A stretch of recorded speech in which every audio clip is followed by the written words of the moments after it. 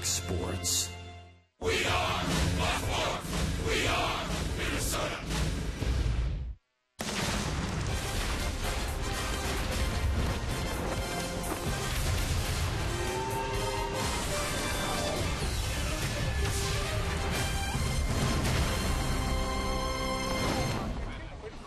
It's the final game of the season series between the Oakland A's and the Minnesota Twins, and it is the rubber game because of what happened last night in the 10th inning. Twins scored a couple of runs in the 9th, had a lead.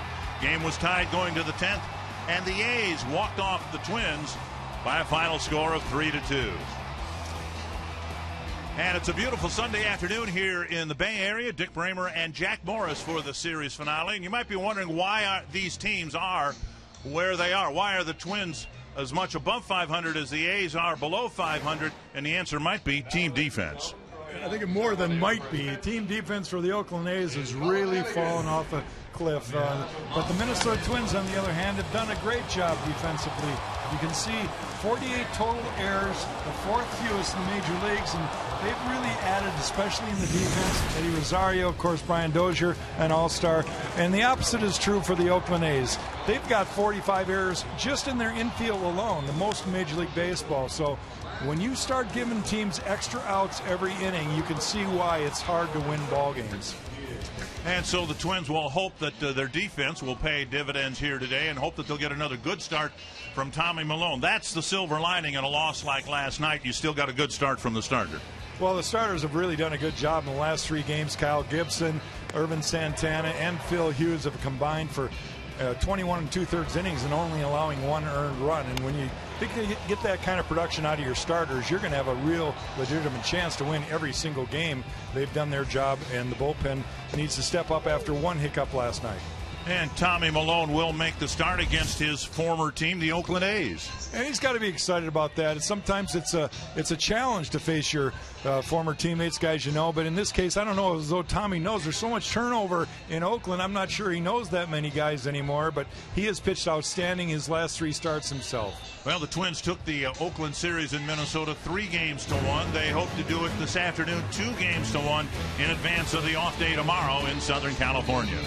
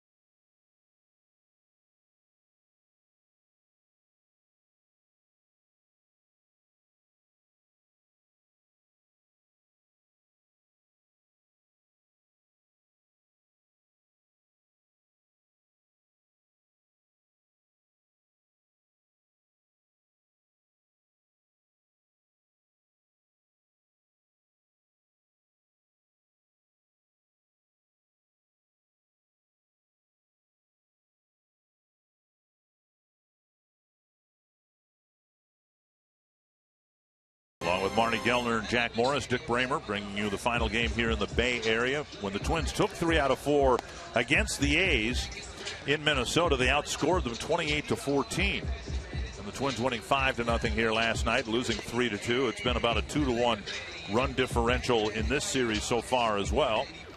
The Menards batting order for the Twins. Miguel Sano unavailable to play today. He's got a sprained right ankle. He stepped on a baseball yesterday before the game, and he's expected to miss a few games. So it'll be Dozier leading off, Eddie Rosario batting second, Joe Mauer third, Torrey Hunter, Trevor Plouffe, Aaron Hicks, then Shane Robinson, Eric Fryer, and Danny Santana. And the Twins will be facing right-hander Jesse Chavez. He's making his 16th start this year for the Oakland A's. 0-3 with a 5.82 ERA over his last 3 starts. And he's kind of been a victim of poor run support. He has the 5th lowest run support in the American League, and no run support in 4 of his 15 starts. 2 runs or less in 10 of his starts. So kind of been that guy that he knows he needs to throw a shutout to have a chance. Not much run support and not much defensive support for any of these Oakland pitchers. We talked about their poor defense. Here's how they'll line up today. Brought to you by Northland Ford. Jake Smolinski is in left field. Billy Burns looks like he's going to be a good player for the A's. He's in center. Josh Reddick in right. Laurie and Semien have combined by themselves to commit 45 errors. Zobrist at second. Canna at first. Josh Fegley behind the plate. And Laurie's committed 3 errors in this series. And we'll see if the Twins can capitalize on the poor Oakland defense. They're averaging nearly 1 error per game, which is incredible. Brian Dozier will lead things off against Jesse Chavez. And the first pitch up high, ball 1. They finally found a spot where Brian won't swing at the first pitch. Yeah, it's over his head. high. Over his head. 1-0 to Dozier. And foul back, 1-1. Dozier, Rosario, and Mauer here in the first inning. Both managers kind of mixing up their lineup here on a Sunday day game, giving a few of the veteran players some time off. Stephen Vogt's got the day off for the Oakland A's. Torrey Hunter's going to DH for Minnesota. And missing the outside corner, 2-1. And Dozier, like Vogt, an all-star player, really not much of an all-star break, with the honor of going to the game and the travel associated with it. 2-1. And Dozier takes outside 3-1. Chavez had his best game this year against the Twins at Target Field. He made quick work of the Twins lineup that day. A lot of 3-batter innings. A's won that game 2-1. And now a full count to Brian Dozier. There's a pitch that Brian would love to see again. Kind of overswang a little bit on that fastball right down the middle. Rosario on deck.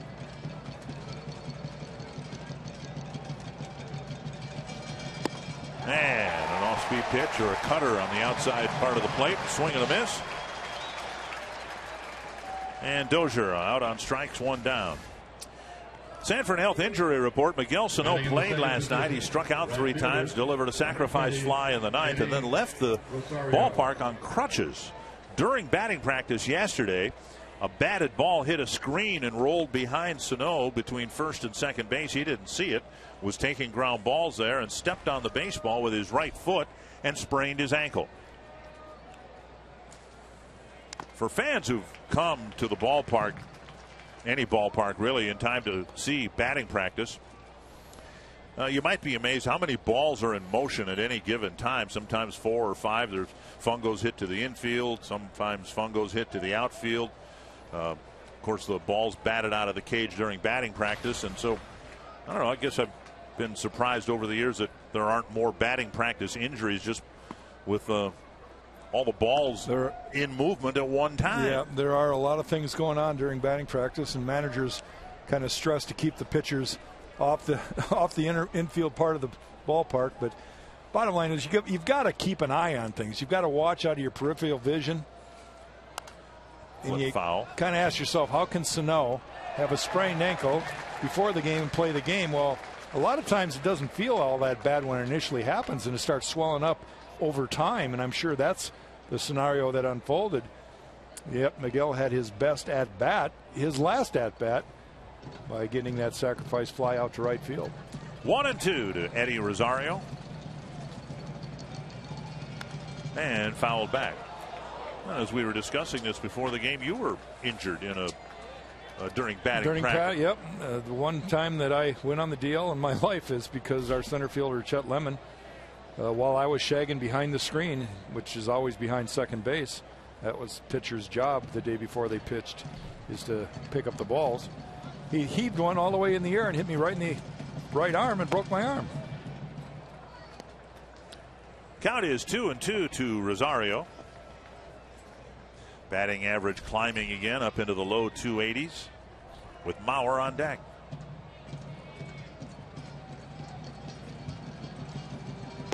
And outside, another full count. Chavez was so good against the Twins. He didn't have any long innings to speak of.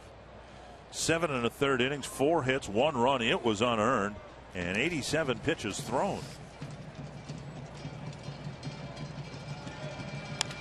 Bouncer right side. Zobrist has it. 2 down. And that'll bring up Joe Mauer. We might as well mention how much difference the carry of the ball here is in Oakland in the daytime versus the night. It's a warm day here in Oakland today. Not a lot of wind blowing, relatively still, and the ball will carry a lot better during the day than it does here at night. And we always talk about the high sky here, and as you look down on the field, you can see the shadows from the players are right underneath the players.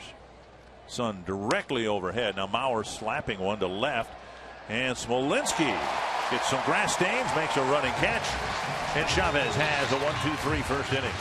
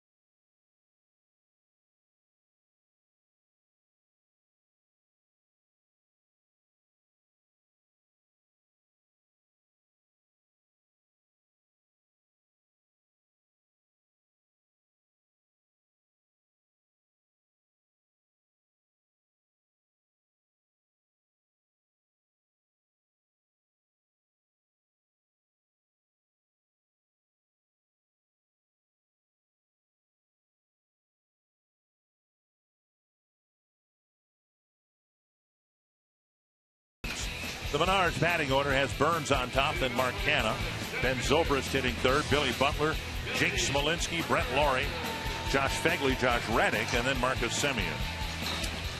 Tommy Milone will be on the mound for the Twins. He's throwing it up there for the 12th time this year. Won his last start, 5-3 over the Baltimore Orioles, where he went 7 innings. And he's been very good in the daytime. 3-0 with a 1.74 ERA during the day. Tommy Milone, since being recalled from AAA when he was sent down, just really done a great job for the Twins. And Mauer into foul territory, tracking this ball, looking up into that sun and making the catch. And it is an issue here with the sun directly overhead. We've seen so many pop-ups, infield pop-ups in particular, that become very troublesome.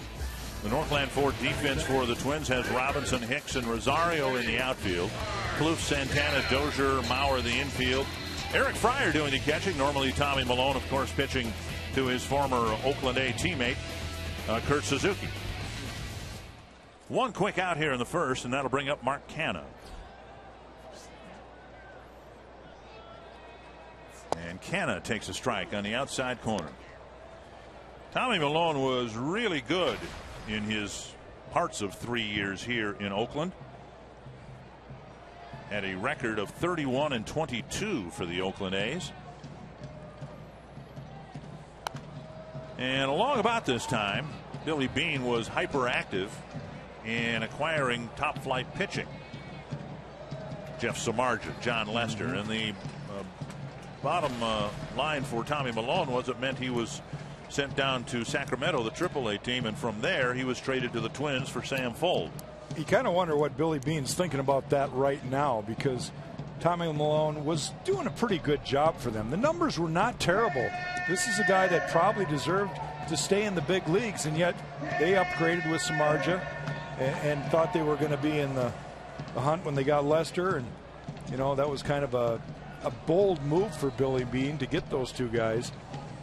But Milone has kind of resurfaced and done a great job for the Twins. Swing and a miss.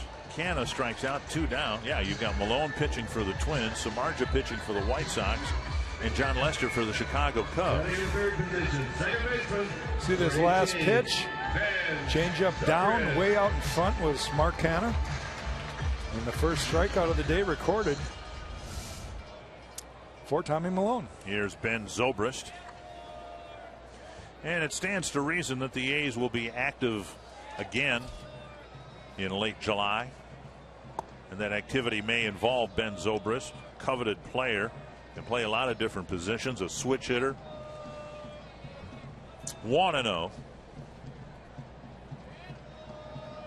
Swing and a miss. 1-1. He's got some power.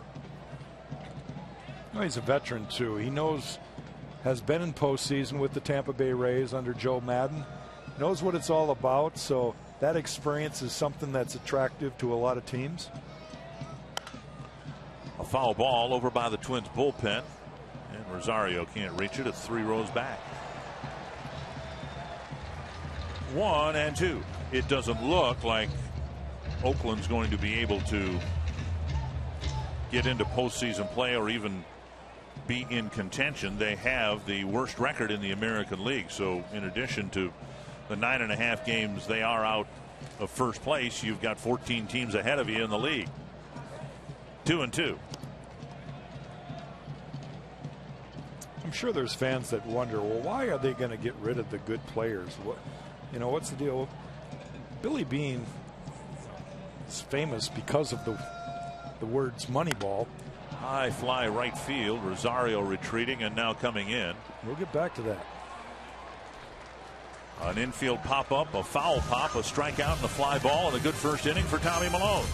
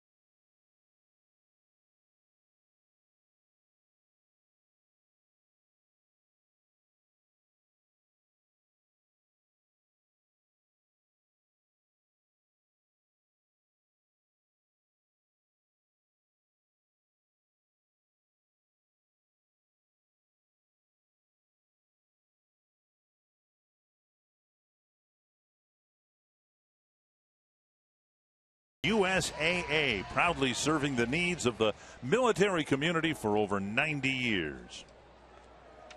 Torrey Hunter will lead off the second inning. He'll be followed by Trevor Plouffe and Aaron Hicks. You see the little breeze, gentle breeze, but that's above. This ballpark's kind of built down below street level. Below sea level. Ray Fosse told me the field playing surface is 22 feet below sea level. I didn't know that. Well, let's not have a tsunami then. We're probably right at sea level where we are. 1-1 to Hunter. My point is, I think it's pretty still down on the field. You see the breeze up there where the flags are.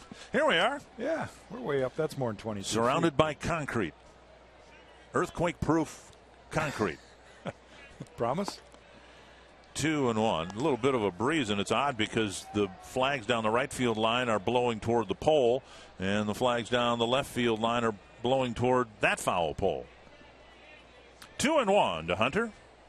5 for 7 against Jesse Chavez, and a swing and a miss. 2-2. Twins haven't really got their offense going here out of the gate. If you look at the first game, they scored 5 runs, but that all came with 2 swings of the bat. Right. In Dozier and Plouffe's home runs. Last night they were able to put 2 across in the 9th inning. Another full count for Chavez. But only 8 hits in the first game, 6 last night, so they've got less than a hit an inning in this series. And that is in part to Sonny Gray and Scott Kazmir both pitching well. 4th at bat for Chavez. 3 of them have run full, and now Fegley will go to the mound. You know, we talked in the open about the poor Oakland defense, and that has to be the reason why the A's are 9 games below 500 and the Twins are 9 games above.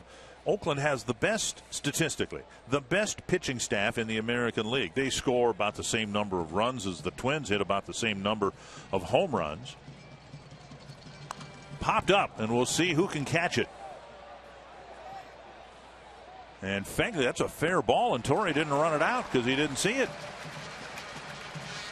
That's a rare mistake by Hunter, who should have been running. As we've said, it's very difficult on days like this to track foul pops. And I think Torrey thought that would be a foul ball, but it was 10 feet fair. And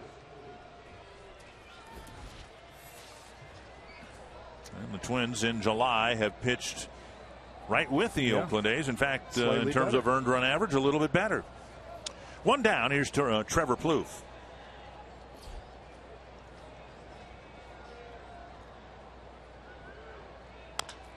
And a bouncer wide of third. You look at the Oakland A's starting pitching staff, and they are way up there. And you just mentioned the best in the league in pitching. But Sonny Gray is sort of emerging as a household name. But they really don't have that guy that people fear, that people say, wow, we're really going to have a tough time. Sonny Gray is and will probably become that guy. But Kazmir, he's had his ups and downs. Chavez really struggled this year other than a 1 game against the Twins. And yet the Twins coming out of the gate just maybe a little rusty from that All-Star break. 2-1 to Trevor Plouffe. 4 3-ball count for Chavez. He hasn't walked anybody and hasn't given up a base runner. In advance of the series, I asked Tommy Malone, I asked Kurt Suzuki, I asked some other people why this ballpark is such a good pitcher's ballpark. I asked you. I got variations of the same answer. The dimensions, particularly in the gaps, it's pretty deep. 388 with a high wall out there. At night, there's the marine layer, the heavy air, whatever you want to call it, that suppresses fly balls. The foul territory, as much as we joke about it, is a big factor. A lot of outs recorded that wouldn't be at other ballparks. And there's a called third strike. Plouffe thought that was ball 4. 2 down in the second inning. Fill-in umpire Gabe Morales has plate duty tonight. And Trevor thought that pitch was up. Well, right there. Yeah, close enough. One of the other factors, Dick, that I've always liked pitching in Oakland is just the air itself. at night you feel invigorated. You feel strong. It's not overly cold, but yet it's crisp, and you know, it's that right temperature that you feel strong. In the daytime it gets hot, but it's not super humid where it drains you and zaps you. So those two things have something going for you as a pitcher also. 1 strike to Aaron Hicks. With Sano out of the lineup, Hicks moves up to the 6th spot in the batting order. Phil Hughes pitched well. Irvin Santana pitched well the night before.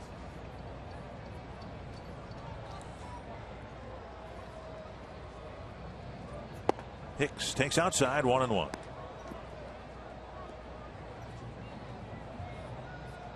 And you look now, Aaron Hicks has a representative batting average of .260. And he draws some walks, so his on-base percentage is on the climb as well. The team is hitting .253. So on that basis, in terms of getting hits, Hicks is above average. Twins would like to see him drive the ball more and get more extra base hits. He has, among his 34 hits, 8 extra base hits, 4 doubles, a triple, and 3 home runs. You can't forget a year ago he gave up on hitting from the left side completely, and then reevaluated and decided maybe he shouldn't give up yet. And so far this year he's done an adequate job from the left side. Certainly closer to first base. One of the reasons, you know, you get down the line quicker. Hitting 5 points better from the left side of the plate than the right. Splits .261, .256. 2-2. And a liner into center field. First hit of the game, and Hicks singles solidly to center with 2 gone in the second. You watch that at bat from Aaron Hicks, and it was just a nice swing right there. He got a ball away from him, and he was able to reach out, put the head of the bat on the ball. See this swing right there, kept his head down, went down after the ball. Sometimes easier said than done, but that was a very good swing, good at bat, first hit of the game. And now Shane Robinson getting the start in left field. Hicks checked at first. Might see the Twins try to start Hicks here. 7 steals in 10 tries. It's Shane's first plate appearance here after the break. He did get in last night's game to pinch run for Torrey Hunter in the 9th inning and end up scoring.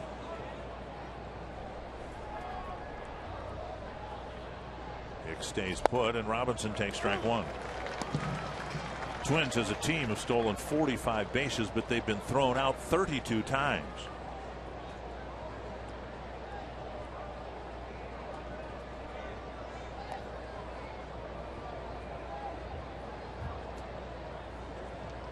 One strike to Robinson. Backhanded by Fegley, 1-1. Fegley, former White Sox backup catcher, getting the start here today for Oakland, backing up Stephen Vogt. Vogt, a left-handed batter, and Tommy Malone really has been lights out against left-handed hitters. So Fegley gets a chance to catch and hit today. Chop foul, 1-2.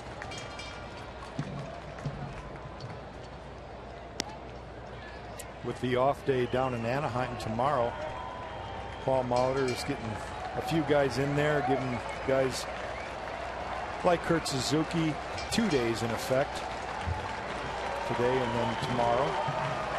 Torrey Hunter basically being replaced by Shane Robinson because Rosario just shifts over to right field. Torrey's DHing. Hicks on a delayed steal. Strikes out. Robinson strikes out. Hicks tried the delay steal again, but Robinson fans to end the inning.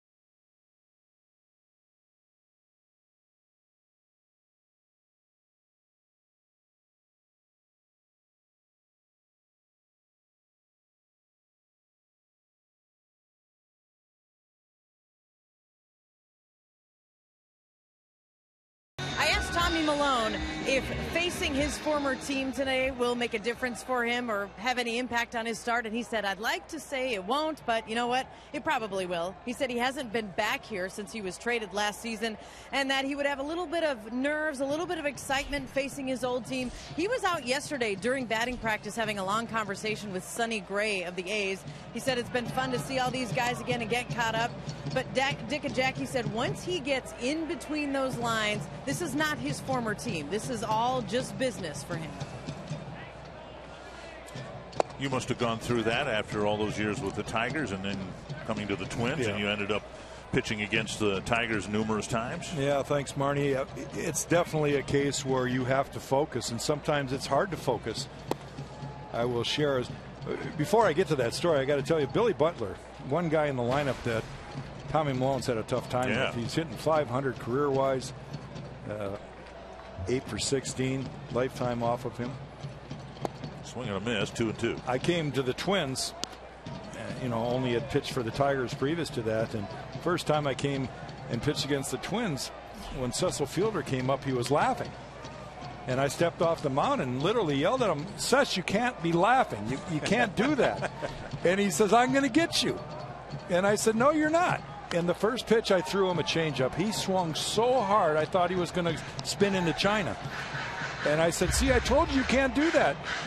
And then he gets to first base, gets on base, and he steals a bag. Okay? I literally didn't even look at him at first base. Steals a bag. He's on second base, and he's holding the bag up like he's Ricky Henderson. Okay? Because I think it was his only stolen base in the big leagues. Hit hard, but foul. And I looked at him again. I go, Cec, you can't hold it up like that. That's wrong. He says, I told you I was going to get you. And I said, I gave it to you. You didn't steal it. I gave it to you. And those are the kind of things that make it hard because you have such good relationships with former teammates that sometimes it's hard to focus. 2-2 to Butler. And a changeup gets a swing and a miss. Second strikeout for Tommy Milone. Well, Tommy Milone has really done a good job with his off-speed pitches in the strike zone. And this is a pitch that Billy Butler just out in front enough. He takes just enough. And it was the location of that changeup that made it work. You got to throw that one down and away.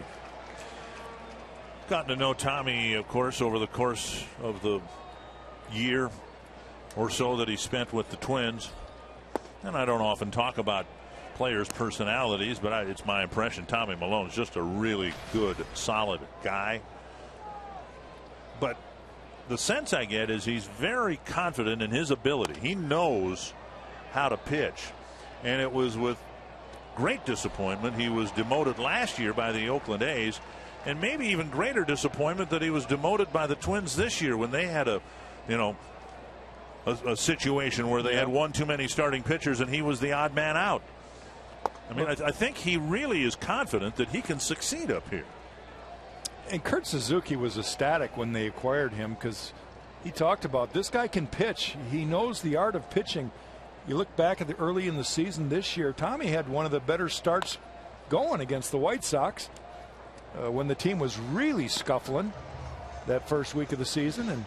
And yet, you're right, it was a numbers game. And Paul had a tough decision to make on which guy was going to be sent out. Eventually it was Milone, but he went down to AAA and did everything right. Pitched as good as anybody could pitch, and now he's back in there and winning here at this level. And a couple of strikeouts quickly here in the second inning. Smolinski called out on strikes, 2 down. Time now for you to tweet your strongest fan photo. Use hashtag NorthDataStrongFan, and you might see yourself in an upcoming broadcast brought to you by T-Mobile. 5 up, 5 down, 3 strikeouts for Milone, and here's Brett Lawrie.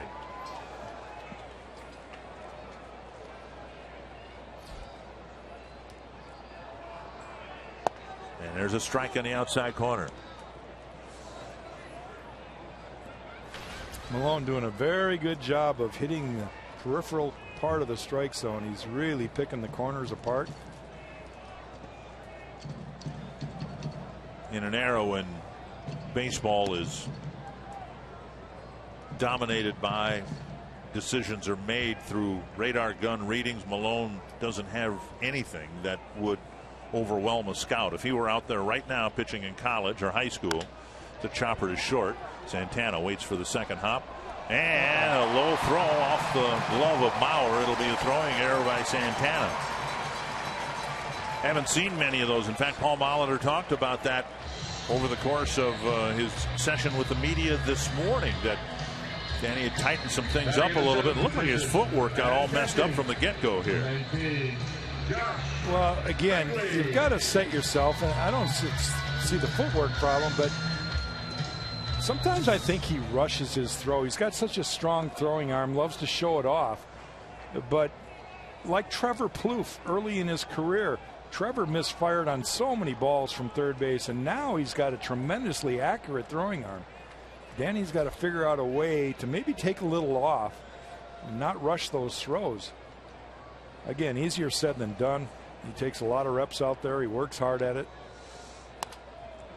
Maybe in the back of his mind, the thought of what happened last night when Laurie hit a rocket against Glenn Perkins. Eduardo Escobar in the hole made a great stop, came up and threw across, but Laurie hustled and beat it out.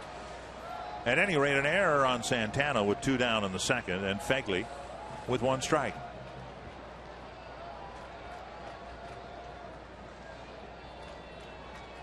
And now inside 1-1. Back to your point about Tommy Milone and the fact that a lot of scouts would overlook him if he was in high school now. And thank God there are guys like Tommy Milone still pitching in the big leagues, because these are the pitchers. These are the guys that didn't have that God-given ability to light up the radar gun, but they still have success, know how to pitch, move the ball in and out, change speeds, change eye levels.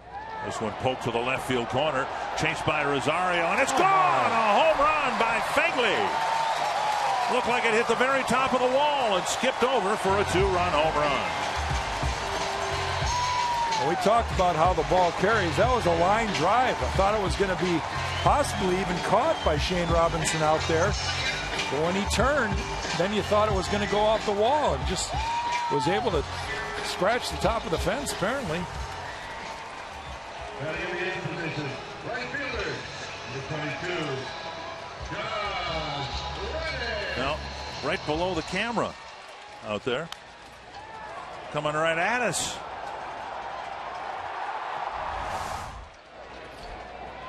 Tried to channel Lloyd Bridges from Airplane there, but wasn't very funny.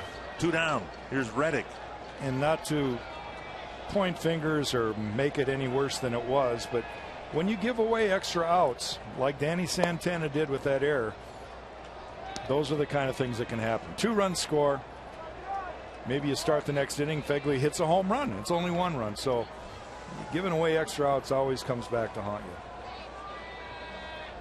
So we started our broadcast talking about how shoddy the Oakland defense has been, and it's been the Twins defense impacting the scoreboard in the early innings. Fegley was 3 for 25 before that at bat, so he's got to feel pretty good about it. And Reddick waves at strike 3. The inning ends, and in fact, Milone strikes out 3 men in the inning, but the error hurts, and so too does the 2-run home run.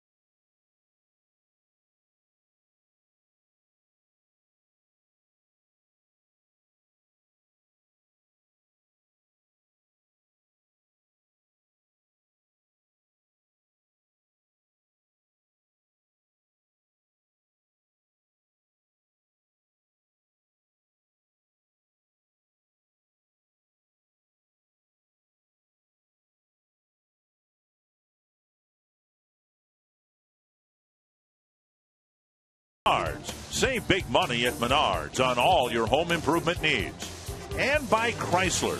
Enjoy your summer in style with great deals at the Chrysler Summer Clearance event. Now that's Lombard Street. That's one of the tourist attractions here, and I've often wondered, I've driven down it, but I've often wondered, what would it be like to live on that street? It's horrible. Because people horrible are backed up for blocks just to drive down the street because of its unique design. Eric Fryer takes a strike. It'll be Fryer, Santana, and Dozier in the third.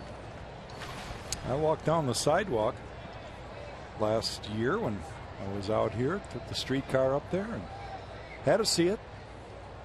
Fryer swings and misses, 3 for 6 since his call up from Rochester. Hit over 300 for the Red Wings, trying to get something started here against Chavez.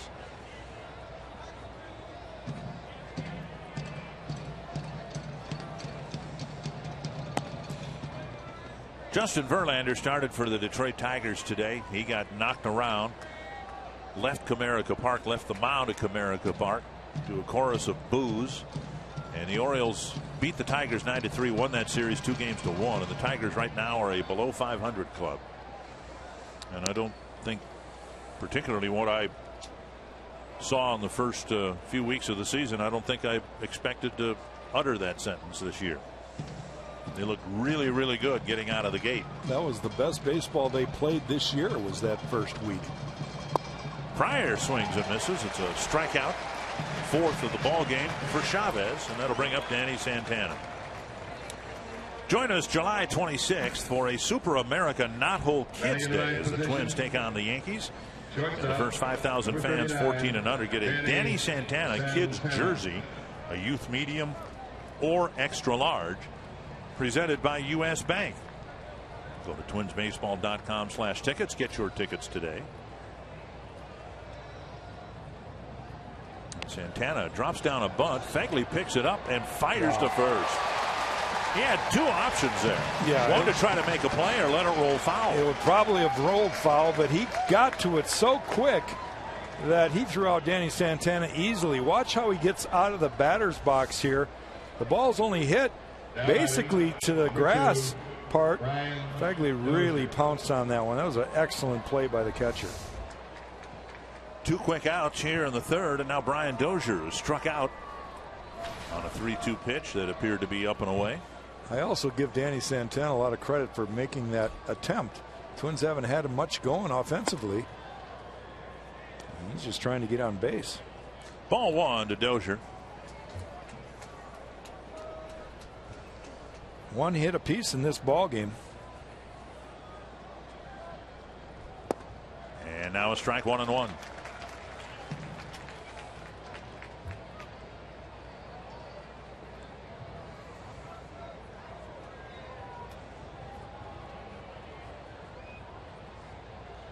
Swing and a miss, 1-2. You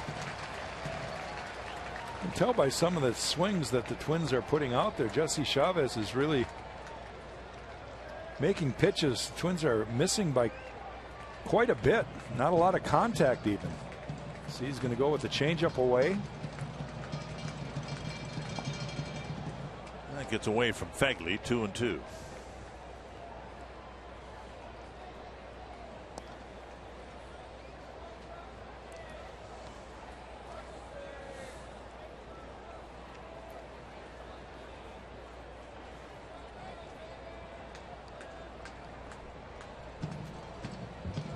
Two and two to Brian Dozier. Dozier strikes out, misses that pitch by plenty, and it's a 1-2-3 top of the third.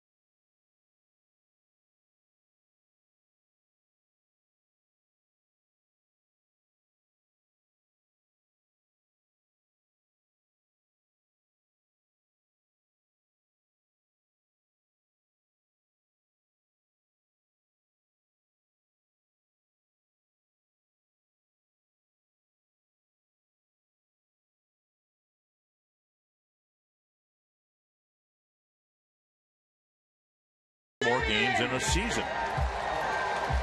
And I know that. I won't tell you. But I've got that one nailed. Got it dialed? Yep. It's probably going to take me at least half inning in between our conversation here to figure that out. Semien pops it up, and Mauer will track it in foul territory, shielding his eyes and making the catch. He's had 2 foul pops to catch, and he's caught them both. 1 away. That'll bring up Burns. Hey, we want to pass along birthday wishes to Dennis Tangen of Bemidji, Minnesota. 90 years old today.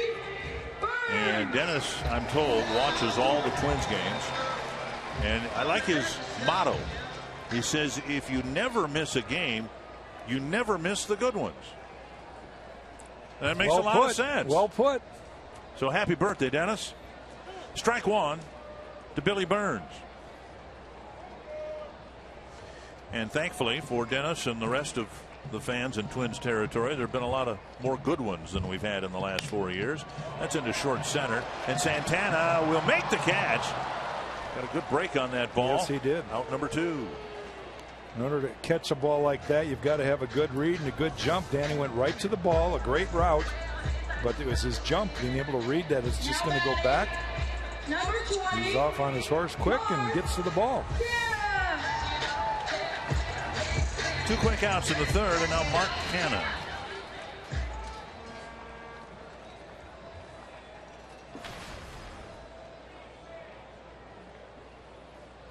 Canha struck out swinging his first time up. Talked about Tommy Milone splits, and the reason the A's have as many right-handed batters in there as they can. Milone giving up a .277 batting average to right-handed batters and just a .167 batting average to lefties. On the outside corner, 1-1. Hits at a premium in this game. There's 2 hits, 10 strikeouts when you combine the 6 for Chavez and the 4 for Tommy Milone. And again on that outside corner.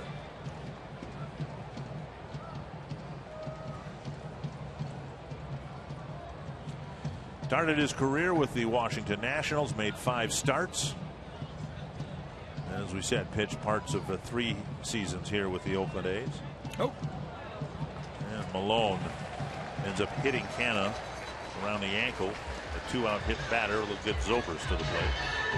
I've always been confused on that one. I thought that the hitter had to make an effort to get out of the way.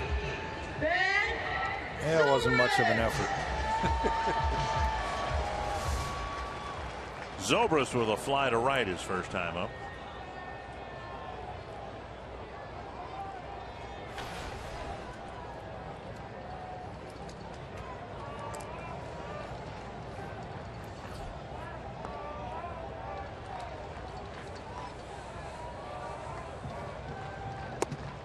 Fastball inside.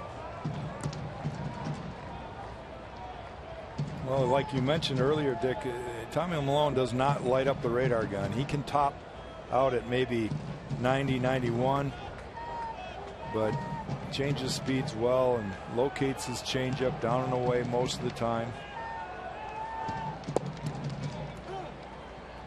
See the difference right there in his changeup and his fastball. He's touched 89. His low is 72, so quite a big difference in the off-speed pitch.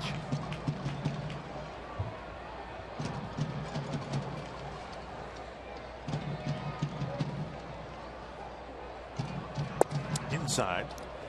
2-1. Another thing he does well is he doesn't repeat the same velocity very often.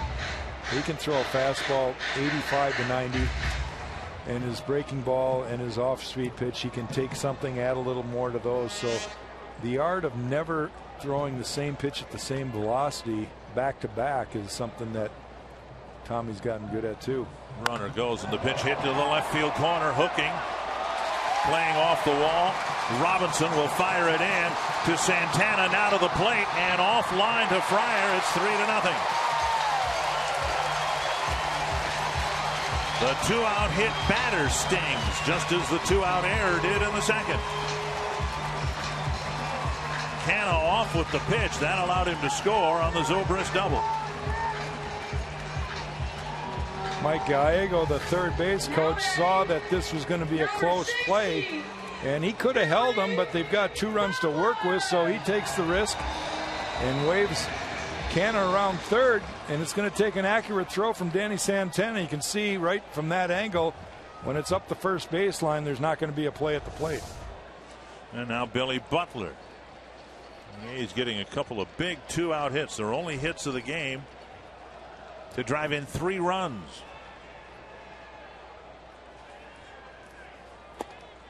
Missing the outside corner, ball 1. With 2 outs in the third inning, an error by Santana creates a scoring opportunity for the A's. And now in this inning with 2 outs, with 2 outs, Tommy Milone hits Canha, starts an opportunity, and that ends up scoring. Bounced foul.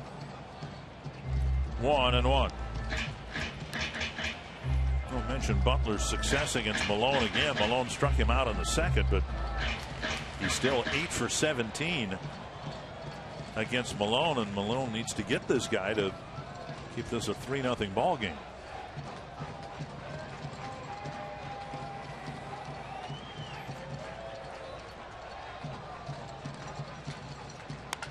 Hit hard to center field. Hicks won't catch it. No one will catch it. It's a 2-run home run for Butler and a 5-0 Oakland lead.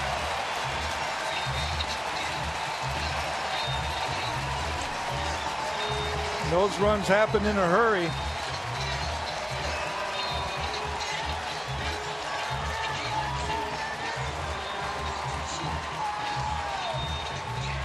When you're a hitter and you're confident off a pitcher, it's like he's so locked in, and that ball's down in the zone, but when you're looking for it, and you can see he can't put a swing like that on unless he's looking for it.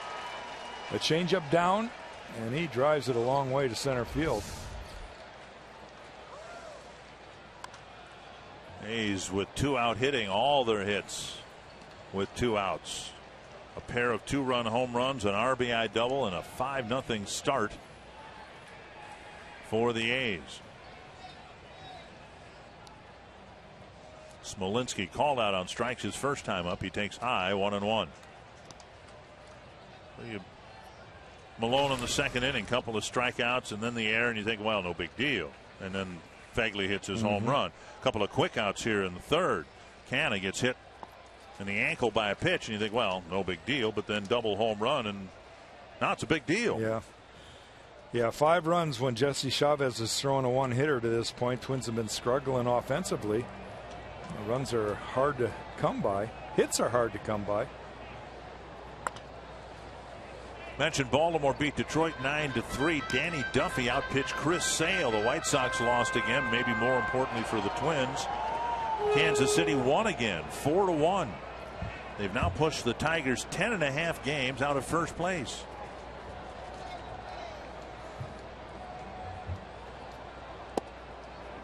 And outside 2-2. Unfortunately, with the Twins losing yesterday, they're back to 5. They've got to figure out a way to get back in this, or they'll be at 6. Hit a ton, but it's foul.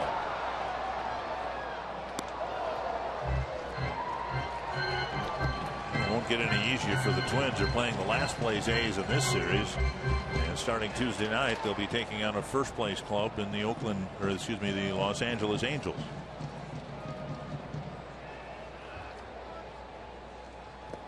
And down and in, and it's a full count to Smolinski. You just get that sense, and I'm not predicting anything. It's too early to do that. 5 or 6 games at this point in the season, there's nothing to come back from, but Kansas City has really got a swagger about them after what they accomplished in postseason last year. Fly to left, and this has got some carry. Man, Robinson back. It's 6-0. 3 early home runs and 6 runs on the board for the A's.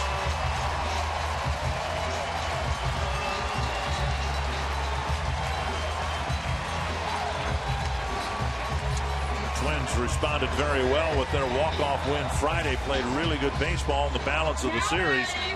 And now the A's carrying themselves with a little swagger today after the walk-off win last night. Well, that pitch, another pitch. Smolinski went down. That ball's a couple inches off the plate, down in the zone. I mean, that's a pitcher's pitch right there.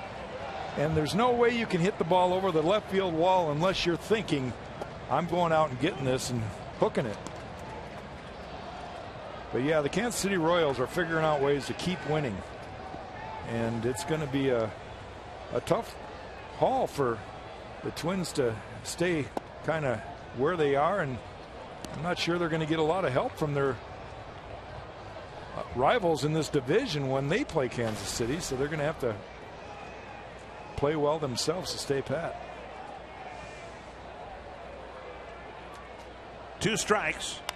And now Laurie pops it up into foul ground. Long run for Mauer. The bullpen mound is out there. And Mauer can't quite get there. J.R. Graham is out there kind of directing traffic as he begins his warm-up tosses. There's J.R.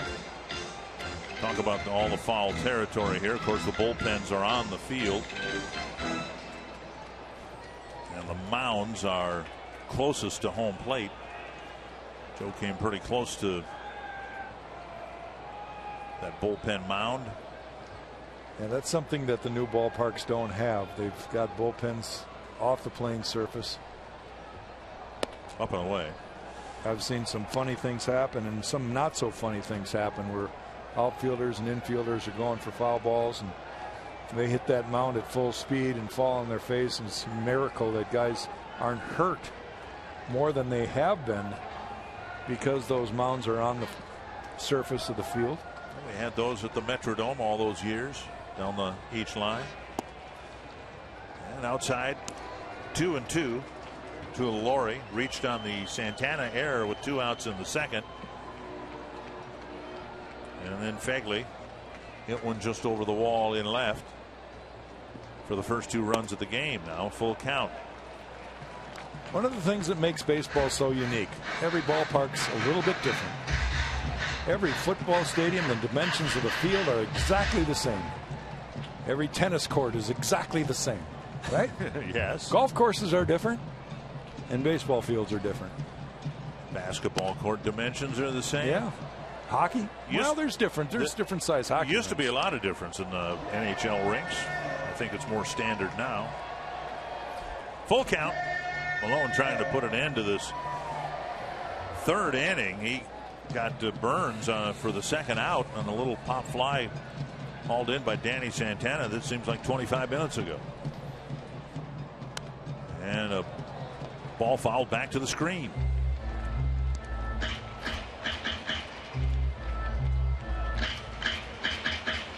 Been a tough inning for Tommy Malone. 4 runs here on 2 home runs and a double. A hit battered. And a bullet to center. Malone hasn't really been blistered by the home run ball this year. Just 8 allowed in 66 2/3 innings. And Paul Molitor's coming out. He may have seen enough. Yeah, he's going to bring in J.R. Graham, with Malone giving the Twins just 2 2/3 innings back in his former home ballpark. A 1-2-3 first, couple of strikeouts to start the second, and since then it's been a struggle for Tommy Malone, and he will leave the game.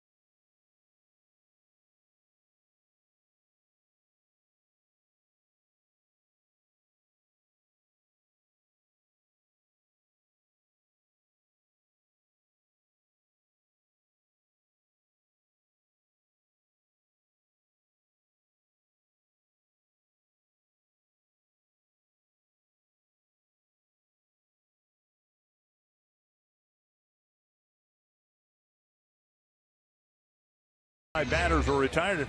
The roof caved in on Tommy Malone, and he's in the dugout in the third inning. Happened in a hurry for Tommy.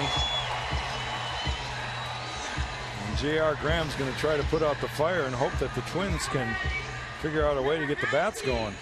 Big thrill for J.R. Graham. He grew up down the left field line about a half hour from here in Livermore, California.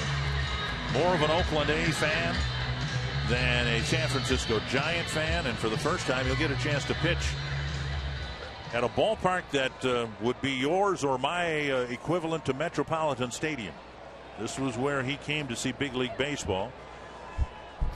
And he's trying to get the Twins off the field after a really long third inning. Strike on the outside corner.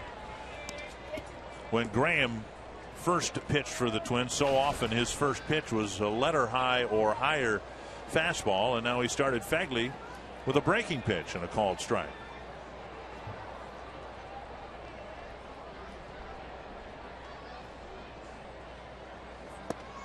Had a chance to talk with JR before the game today about his Oakland A fandom, and he said he remembers in 2002 he went to one of the first two playoff games here the A's had with the Twins. Twins won the first game, lost the second game. Then the series went back to Minnesota, and Oakland won the third game and had a chance to clinch in Minnesota on a Saturday afternoon. Fegley swings and misses 0-2. JR said he was cheering for the Twins in Game 4 because he had tickets for Game 5 and he wanted to see the A's clinch the playoff series in person. And of course the Twins won Game 4, and then they helped break J.R. Graham's heart with a win in Game 5 here, advancing to the ALCS and the Angels with a 3-2 win over the A's. I guess I won't ask him if he remembers 91, because the Twins and the A's had quite a series late in the year. There's a chance he wasn't around in 90. He was born in 90, so what memory he has of the 1990s. Grandma and Grandpa had to tell him about that one. 1-2, and a ball driven to left field. Hard off the fence, and an odd carom away from Robinson. It'll score another run. And the A's continue to pound the ball with 2 outs in the inning. Well, that'll close the book for Tommy Malone. That final run, all the runs will be earned in this inning. 5 earned runs, 7 runs total. See the location down and in. Fegley having a good day at the plate. That ball hit a seam or something and didn't bounce directly to Robertson, and that allowed Laurie to score from first base. And now Josh Reddick.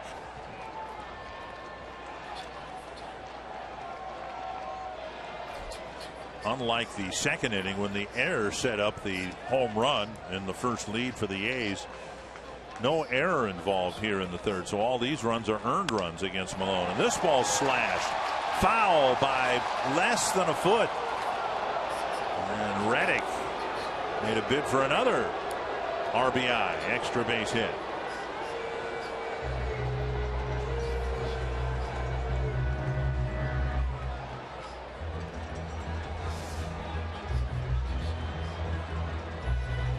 Ball had enough slice to just barely go foul. Not much more than the width of the baseball. No. So 1 strike to Reddick. Been a long half inning for the Twins defenders. They've been on the field for quite some time.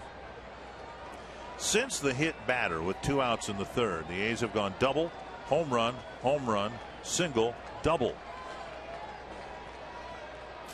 All this with 2 outs. Up and away. 1-1. The A's coming into the game 5-17 against left-handed starting pitchers, hitting just .240 against lefties. But a cluster of 2-out hits have opened up a 7-0 lead.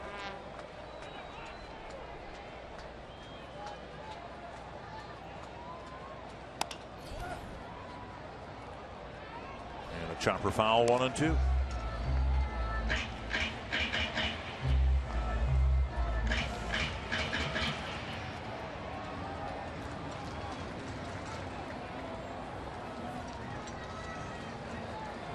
Graham's already thrown 7 pitches.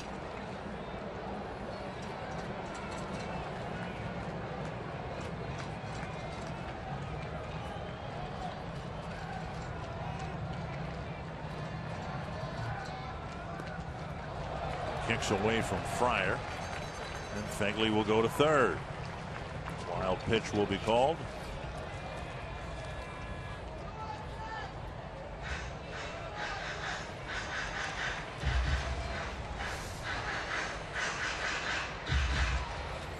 Landed in the left-handed batter's box.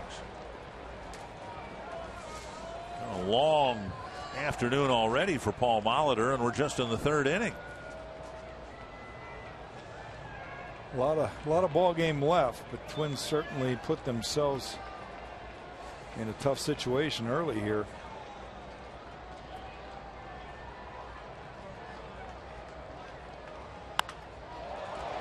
Golfed foul. Looked like Reddick hit that off his shoe tops almost.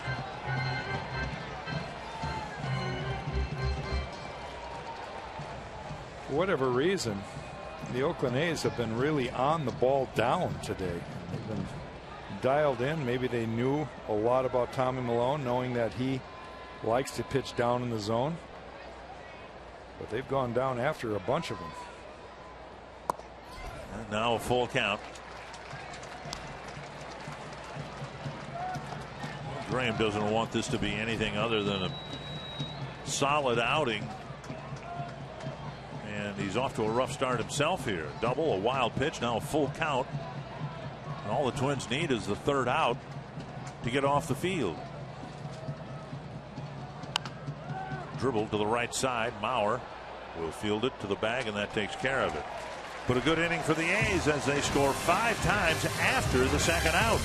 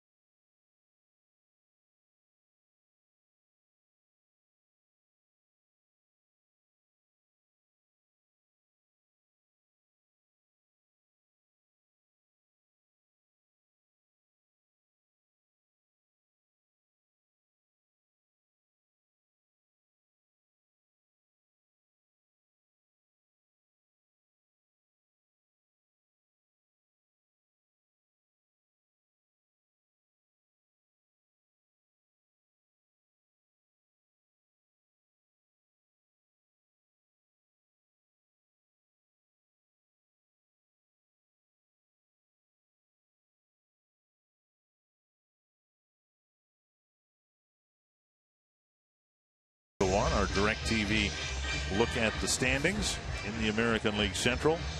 Kansas City now 20 games above the 500 mark. And the Twins trying to hang in there. But Jack, what we've seen in the American League Central, some definite separation over the last week or two. The White Sox struggling and the Indians struggling. And boy, the way Kansas City's playing, anybody within the division struggles, and suddenly it's a big setback for them. And that's got to be a concern. You want to be one of the teams to hang with them, to put yourself in position to make a run at it. You don't want to be one of those teams that start tapering off and losing ground. Rosario leading off the 4th. It's funny because I've lived a career of baseball where I've realized the difference between halves, and that's one thing that sets the second half apart is you don't have a lot of time in July, and then you're in the dog days of August, and those are the days that really can make a difference in your divisional races and the way players seem to break down. Everybody gets a little fatigued. It's human nature, and the teams that have that drive and strong-willed people and a chance, a sniff of the postseason, I think they just come to the ballpark with a whole different attitude, knowing that there's still hope. Swing and a miss, 2-2. This Twins team, a team that's played excellent this first half, second best record in the American League, and you just hope that they can be in a position to make a run and not be a team that shows us one good half and then sort of fades away. Well, the Twins had a 20-win May and then had a difficult time of it in June. Rosario lifts a fly ball harmlessly to center. Billy Burns is there for the first out. And July's been a good month with the pitching staff continuing to pitch well. Today's game an exception, of course. Now batting, number 7, one down, that'll bring up Mauer. And so the hope is you can string together, if you're the Twins, any team I suppose, you want to finish the season with 3 winning months. If the Twins can do that based on where they were on June 30th, if they can, it doesn't have to be a 20-win July or August or September for that matter. Just have a winning month. You'd like to think their chances of getting into the postseason are pretty good. They have such a difference between home games and road games this year. It might be a concern for Paul Molitor. They're excellent at home, and makes it a lot of fun for Twins fans who come to games at Target Field. But on the road, they have a chance to go 7 games below 500.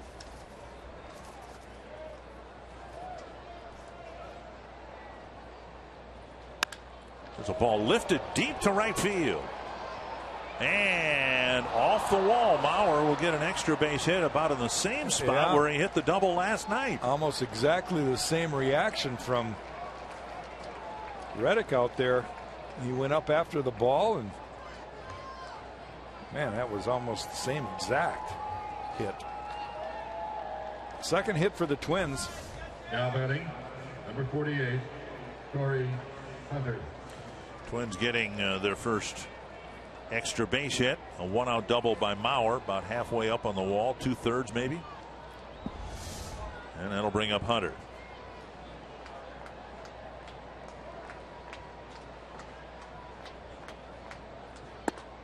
Up and away, ball 1. This is a Twins team that stunned the Tigers Friday. They were down 6-0 late in the game. Got a run in the 8th and then 7 runs in the 9th. We showed the fans the record the Twins have after losses. A high fly to right center field. Reddick has got a very good arm, and Mauer will try to tag. Here's the throw offline. It's a fly ball advancing Mauer from second to third, now 2 away.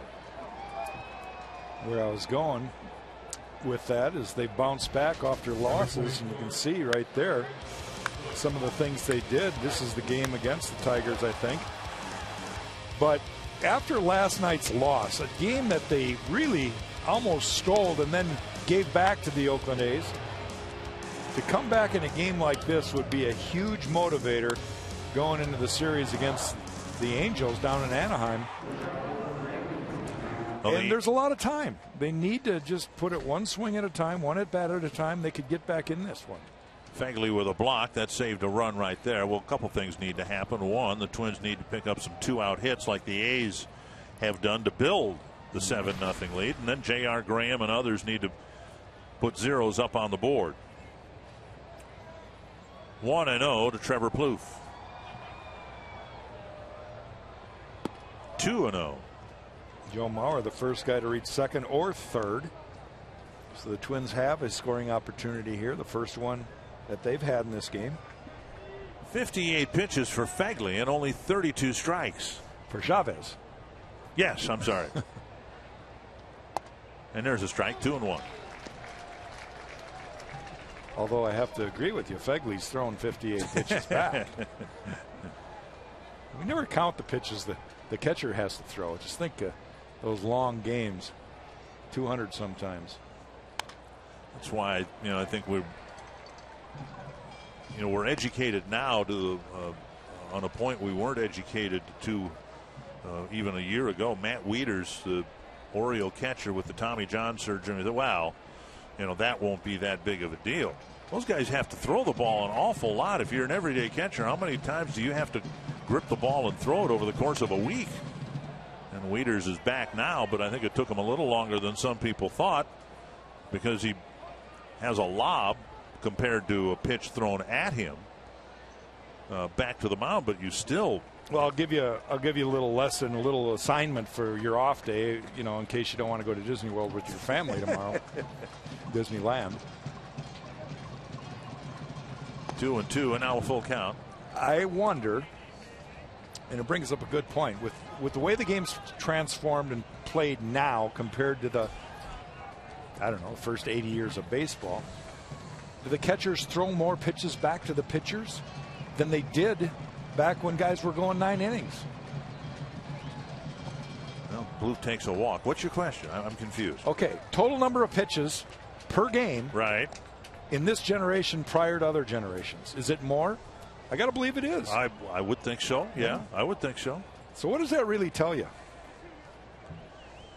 Tough question, Dick. I know we're going to have to put some thought into it. It's an off day. I would spend a lot of time pondering that, but it is an off day. There's a reason they call it an off day. Here's Aaron Hicks, first and third, 2 down. Hicks single to center his first time up.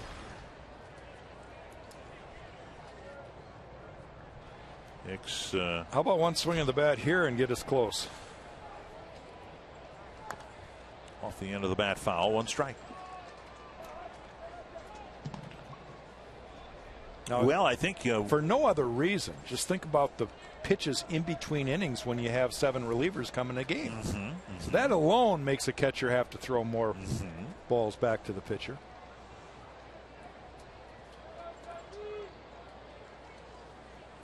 One strike to Hicks. Oh. And that hit him. That'll fill the bases for Robinson. Well, we've seen pitchers not handle prosperity very well this year. And now Jesse Chavez, handed a 7-0 lead, has issued a 2-out walk and a 2-out hit batter to fill the bases. Crazier things have happened. You've got to continue to play the game. Jesse Chavez kind of misfiring here in the 4th inning after, like you mentioned, he's got 7 runs to work with. You don't want to be walking and hitting guys. It was a hit batter with 2 outs that began the trouble for Tommy Milone in the 3rd when the A's scored 5 runs. We'll see if Robinson can deliver a hit here and keep the line moving. Fouled back to the screen, 1 strike. You just said a few words that's so critical. Keep the line moving. The Twins really haven't had a whole lot of lines going yet here in the second half. That one big inning where Trevor Plouffe got the grand slam in the first game, 6th inning of the first game of this series. And other than that, they haven't had very many opportunities. 2 strikes.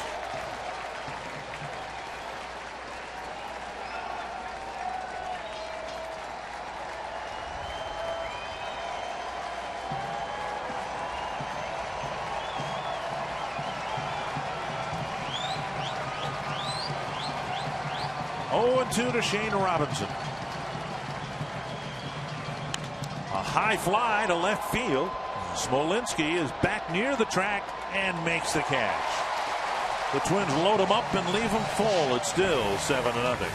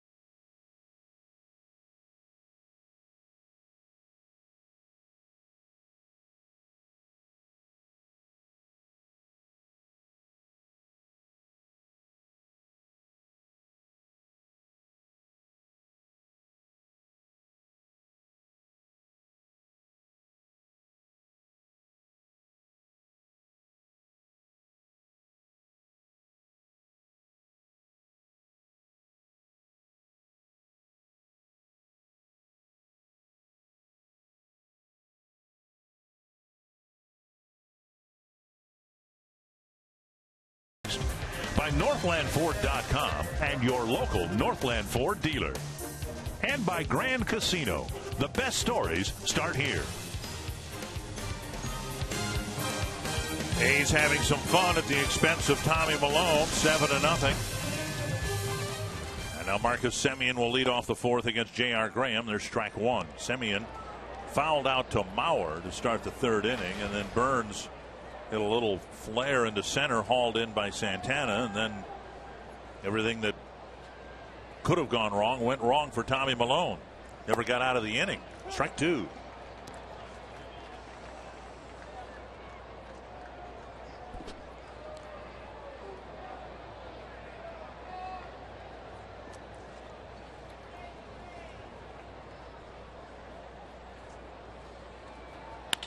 To center. Solid base hit on an 0-2 pitch. And that'll get us to Billy Burns, who looks like he is the center fielder of the future for the Oakland A's, regardless of whether Coco Crisp is healthy or not. Well, he brings a lot of things to the team, and his main ingredient is his speed. He's an aggressive base runner. He can, take some risk. Obviously, that was a risky play there, but scores the winning run. And exciting young ball player, and not a big guy. Another hope for the smaller guys, but he can run. Foul over the Oakland dugout.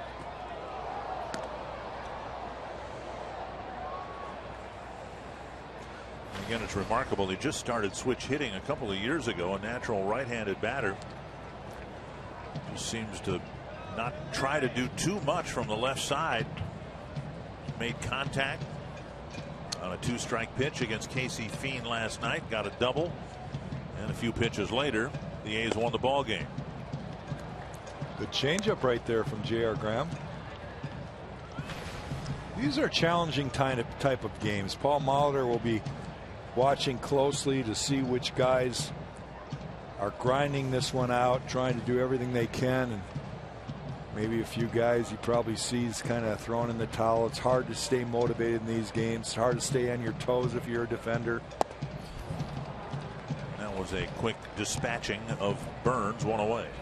It's human nature to get yourself down a little bit when you're trailing by 7 early in a game.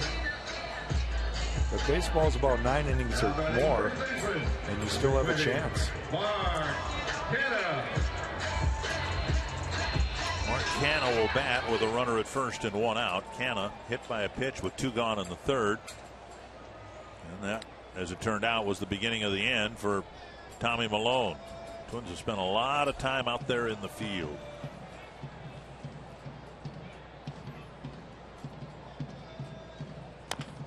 There's a chopper in front of Plouffe. He's got a barehanded, fires on the run. Good play by Trevor Plouffe.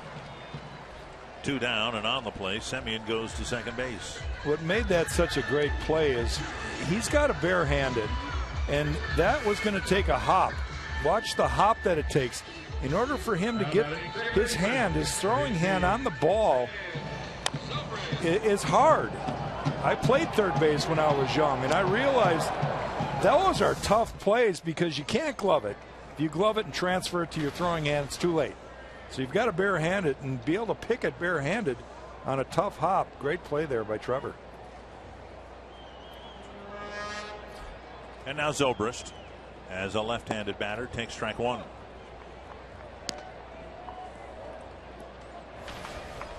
Zobrist drove a double off the wall in left field. That scored Canha, who was off with the pitch, making it at the time a 3-0 ball game. But then the next 2 batters hit home runs, and the cushion kept growing.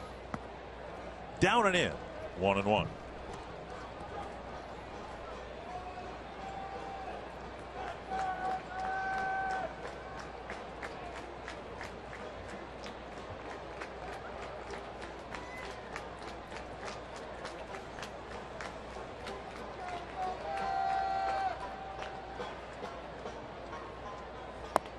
Down low, and the count goes to 2-1. Mentioned the Twins won the series in Minnesota 3-1.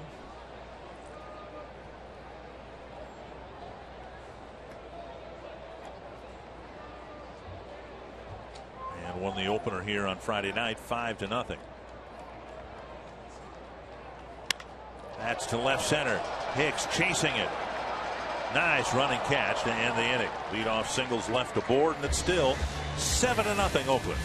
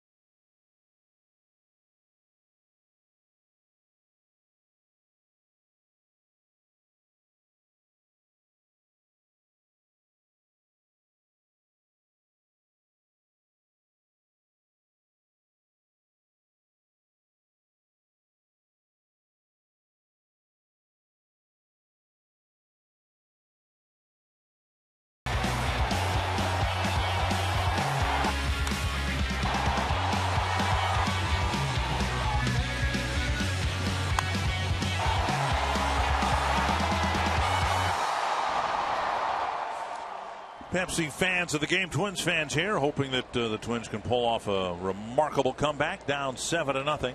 Eric Fryer will lead it off for the Twins in the 5th against Jesse Chavez. Foul back. 1 strike.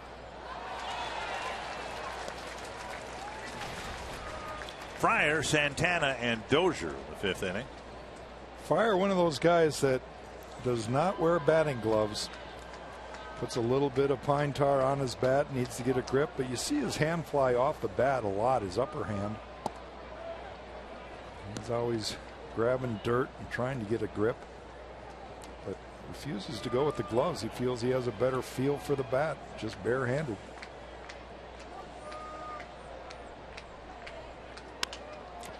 Roller to short, and Semien over to Canna, 1 away. Danny Santana will hit next, and for more on the Twins shortstop, let's go to Marty Gellner. Guys, I asked Paul Molitor before the game about Santana, and Molly said that he is still learning how to separate offense and defense. And Molitor used the example of when Santana doesn't produce on the plate, that he might take that out with him into the field. And we saw earlier in this game Santana make a costly error, and so it's kind of the opposite situation here, that he needs to now put that behind him and focus on being an offensive contributor to this team. Molitor called it for Santana still a work in progress to be able to separate the two. Well, thank you, Marty. Santana showed some signs going into the break of kind of having the fog lift for him a little bit. Now he struggled at the plate in this series and committed what turned out to be a pretty costly error earlier in the ball game today. You just never know what time in a young man's career that the light will go on. He's got all the attributes to be an excellent shortstop. A great throwing arm, great range, good hands. He's got all the tools. But you commit a few errors, and the Oakland A's shortstop, Marcus Semien, man, he's been everything you wonder, how long can he stay in the big leagues committing so many errors. So, teams have to be patient and hope that guys can learn on the fly here at the big league level. A lot of guys are rushed to the big leagues way earlier now than ever before in the history of the game. Check this one. 1-2.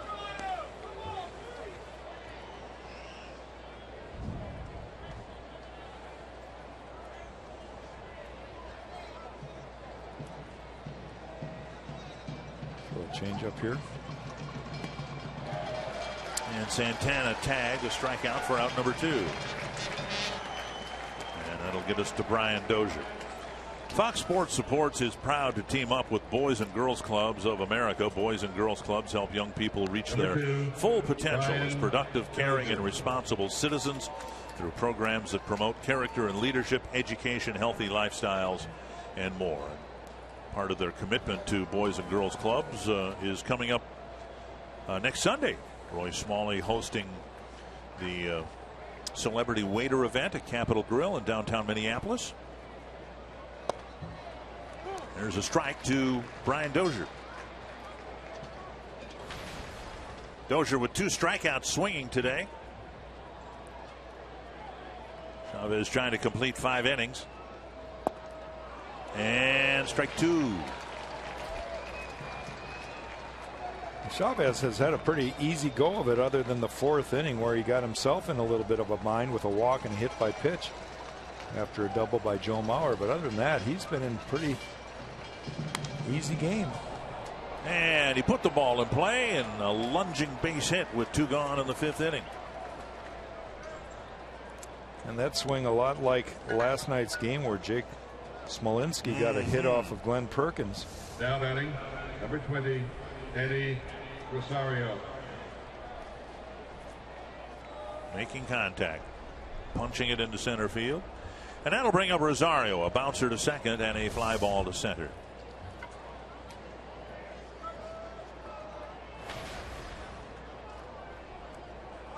Couple of hits for Rosario in the series. And he takes a strike over the inside corner.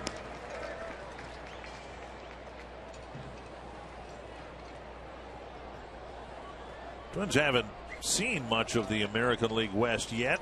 This is the last game of the season series with Oakland. And Rosario now on the outside corner takes strike 2. Twins haven't faced the Angels or the Astros yet. They've been to Seattle. Won 2 out of 3 there. And when you don't play your out of your division only one time, you're only going to make one West Coast swing.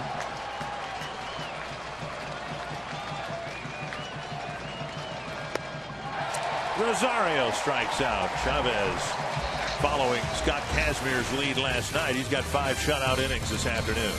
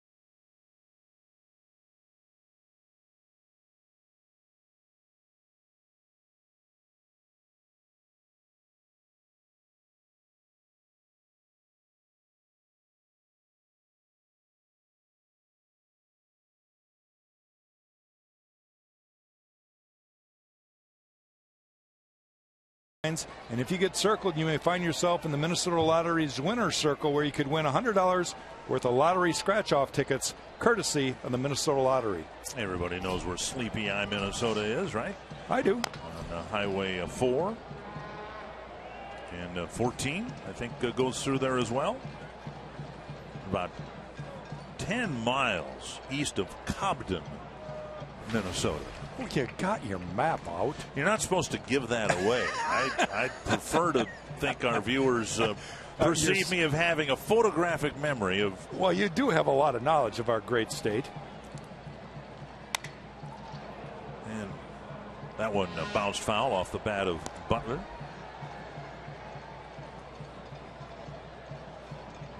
Butler with a home run, with a man aboard to center field near the vicinity of his home run last night that broke the scoring log jam. Graham pitched a scoreless fourth. The Twins would like him to do the same in the fifth, maybe even the sixth. Down and away. That is his role with the Twins. He is the guy to kind of come in those blowout type games to try to stop the bleeding and eat up some innings. That's, you know, kind of the role that he is adjusted to here as a member of the Twins. A role that was filled by Anthony Swarzak for a number of years. That's bounced past Mauer and into right field for a leadoff single. Butler with a 2-run home run. And Butler came into the series with just 7 home runs, but he's hit 2. He's had a very good series against the Twins. He has tremendous numbers off Tommy Malone, where he got another home run off of him, and now his second hit of the game, a leadoff single here in the bottom of the 5th. And now Smolinski.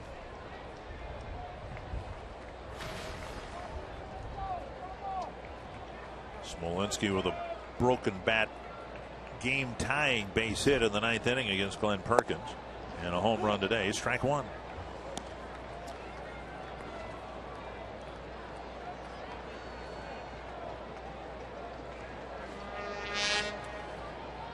Smolinski picked up from the Texas Rangers.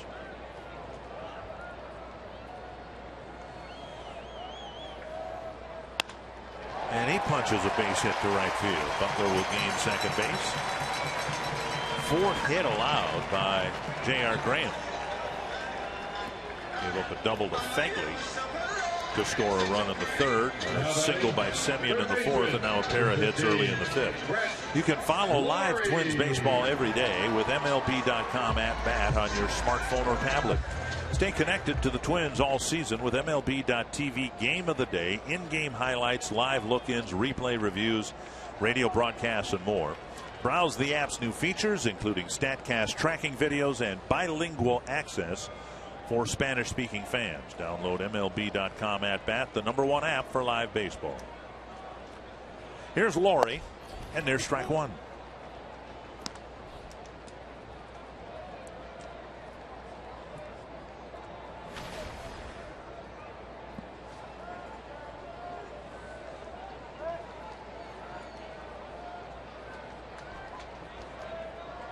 Oh, and 1 to the A's third baseman. Chopped foul. Probably unfair of fans to react to Laurie in any way comparing him to Josh Donaldson, who was here with the A's, and they two teams swapped third baseman, and Donaldson led the popular vote in the All-Star ballot, having a great year. And no, it's not Laurie's fault. You know, he's having at least offensively, a solid year for the A's. To the right side, Dozier with a great stop going to his left. Brian Dozier taking a hit away from Brett Laurie.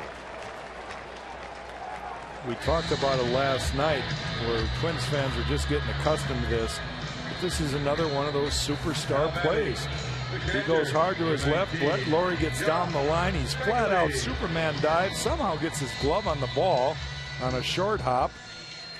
Gets up, transfers the ball to his throwing hand, and makes an out look pretty simple when it wasn't. Again, we've already seen Laurie's speed down the line too. The guy hustles and he's got some speed. There wasn't a lot of extra time for Dozier to get up, get himself set to make a throw. Infield in with 2 runners in scoring position and 1 out. Fegley, the batter, already has a 2-run home run and an RBI double. And that got him in the hand or wrist area, and they're loaded up. I think it's worth mentioning again, and we've mentioned it already, but Twins have spent a lot of time on defense as Neil Allen comes out to talk to J.R. Graham. It's hard for defenders to stay on their toes when there's so many pitches and extended innings that seem to last 15, 20 minutes at a time. Particularly, I would think, when there's such a gap between out number 2 in an inning and out number 3. Yeah. The Twins had that in the second and really had it in the third. Find themselves with bases loaded again. 1 out here in the bottom of the 5th inning. Reddick will be the batter.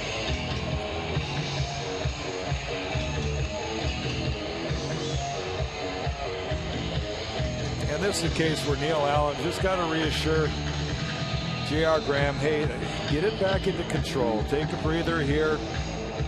Try to get your focus on that glove. Make the pitches. But what you don't want to see is this right here, where outfielders are just kind of going, all right, come on, get us back in the dugout. A lot of standing around out there. Tom Kelly used to preach that. Get the boys back in the dugout. We can't score when they're standing out there in the outfield and the infield. Infield back now, double play depth for Reddick. Driven to deep right field. That wasn't a very good trip to the mound by Neil Allen. A grand slam for Josh Reddick.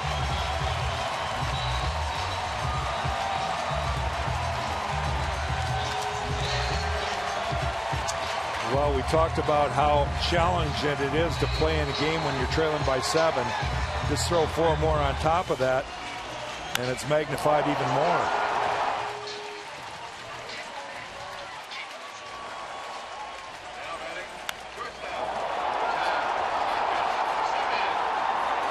And that had a little extra on it over the 388 sign. That's one area of concern. Graham, who's had an ERA of under 3 most of this year. He entered the game with a 2.85 ERA. But one area of concern, the high number of home runs he's given up. That's his 7th in 43 innings. He has a very straight fastball. He doesn't have a lot of movement with his fastball. And when he can't command his breaking ball, a hitter like Josh Reddick understands situations. Ooh. Joe Mauer making a nice effort to get to that ball. Is he sitting on the fastball? You know, you got your pitching coach just come out there. He struggled. He hit a guy. And what do you think he's going to throw that first pitch? A get over fastball, get ahead fastball. And Reddick was ready for it.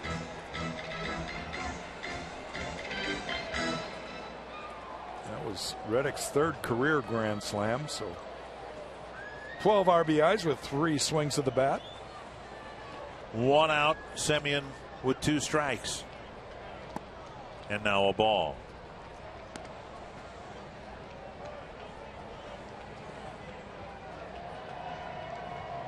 Blaine Boyer starting to get loose down in the Twins bullpen. This is Twins pitching has gotten just 13 outs so far, and there are 11 runs on the board. Here's a liner to left. Robinson. Let that ball sail on him. He made the catch for out number 2. Didn't read that one very well either. He came in about 3 steps and then put on the skids and turned around and went back after it. Been a bad inning, not just the 4 runs, but remember Laurie had a hit taken away by Dozier. Number 9 hitter Semien blistered the ball to left. 2 down.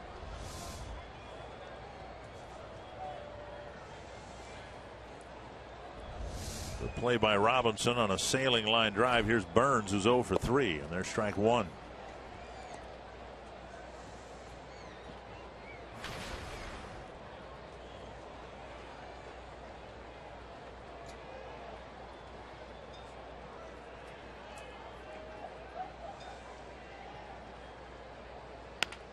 Chop to short. Santana scoops, fires on the run, off target again.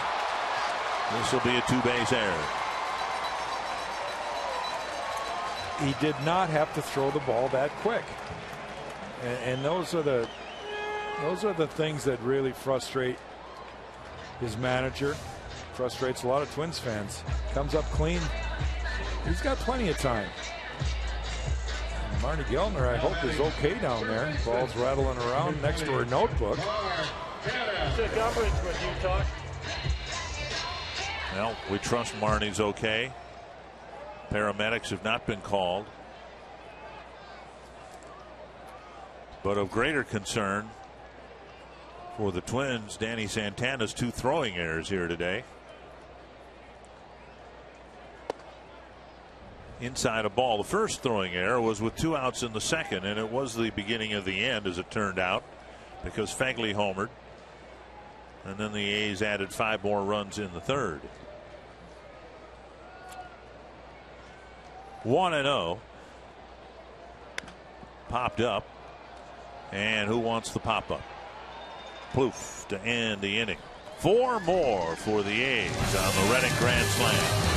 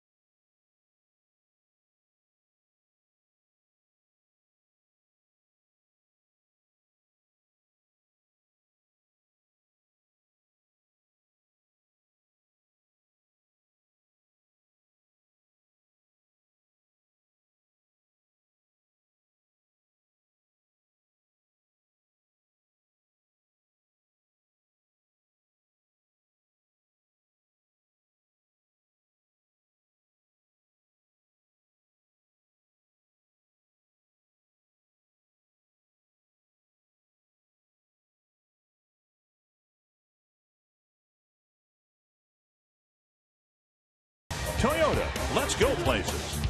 By Sanford Orthopedics and Sports Medicine, for the everyday competitor in all of us. And by McDonald's, with $1.69 iced coffees and 69-cent vanilla cones, you can get totes treats excited all summer long at McDonald's. Joe Mauer will lead off the 6th for the Twins against Jesse Chavez. And the Twins didn't do much against Chavez at Target Field in early May, and they've done even less against him so far here this afternoon.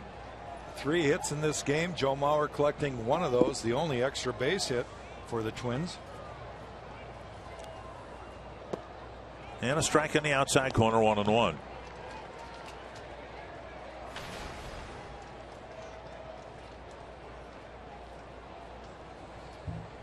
Joe's batting average, we hope, bottomed out at .250. Now it's climbing on a weekly basis.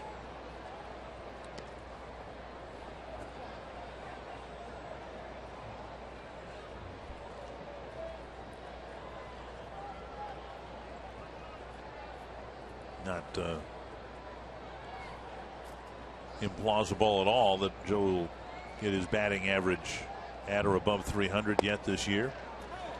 We've seen him do it in the past, and for about 4 weeks earlier this year, we saw what we thought was the vintage Mauer. Driving the ball, pulling the ball. We've seen him pull a couple of doubles here in this series.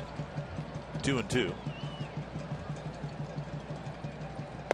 And a strikeout for the first out of the 6th. 9th strikeout for Jesse Chavez. Run or skate in the RBC Race for the Kids Minnesota Half Marathon and 5K, benefiting Ronald McDonald House Charities Upper Midwest on Saturday, August 1st. The top fundraiser wins a trip for 2 to Grand Cayman. For more details, visit foxsportsnorth.com and click on upcoming events. 1 down in the 6th. Here is Hunter, 0 for 2. Jesse Chavez, you mentioned 9 strikeouts in this game. 1 out into the 6th inning.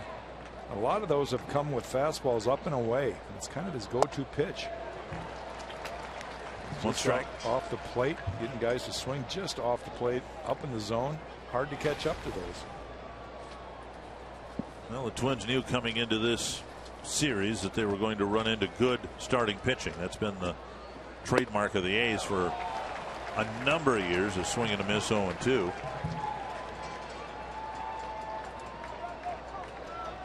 The Twins in the Anaheim series will face Matt Shoemaker, C.J. Wilson, and Garrett Richards.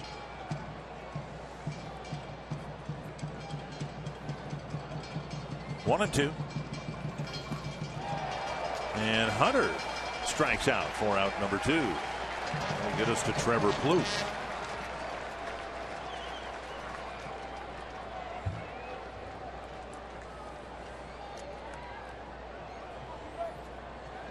Number 24, Trevor Plouffe.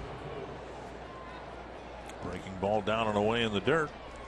Early in Torrey's career, that was a common sight. He would chase with 2 strikes. That breaking ball had a tough time laying off of it. Ball 1. And then he went through a extended period. Most of his really good productive years, he was able to lay off that pitch. And you don't see it very often anymore at all. On the ground, 1 hop to Semien. And off target throw. Buchanan with the catch, retreats to the bag. A 1-2-3 6th inning.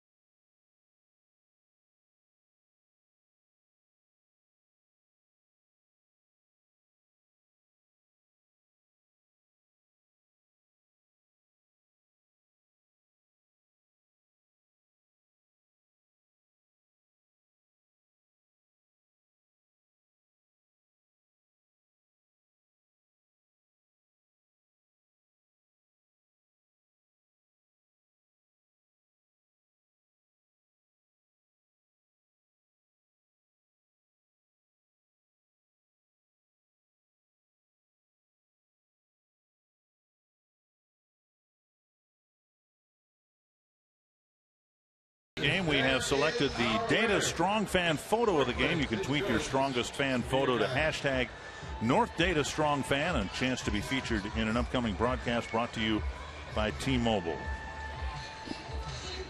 Blaine Boyer will pitch for the Twins against the A's in the bottom of the 6th. Number 18, Ben Zobrist. Boyer in for the 44th time. Twins trying to patch together the end of this game here without exhausting the bullpen. We say that after a 4-day All-Star break. But you'd like everybody to be fresh, sharp, after an off day tomorrow to take on the the Los Angeles Angels. So I would suspect Boyer would get an inning. Some defensive changes for the Twins. Trevor Plouffe is across the way at first base.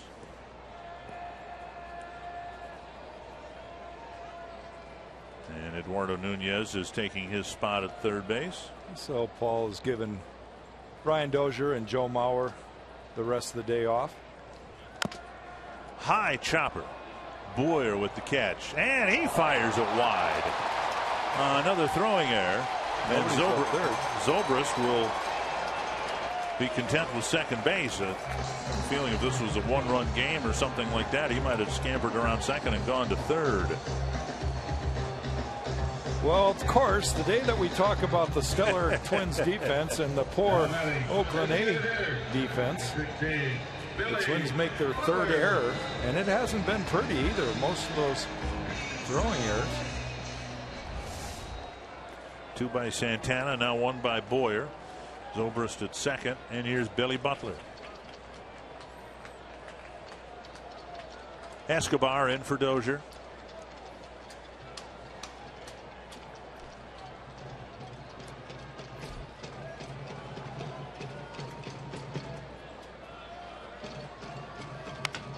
Chopped to short. Santana will get another chance, and he fires to Plouffe on target, 1 down. That'll bring up Smolinski. Twins haven't had games like this very often.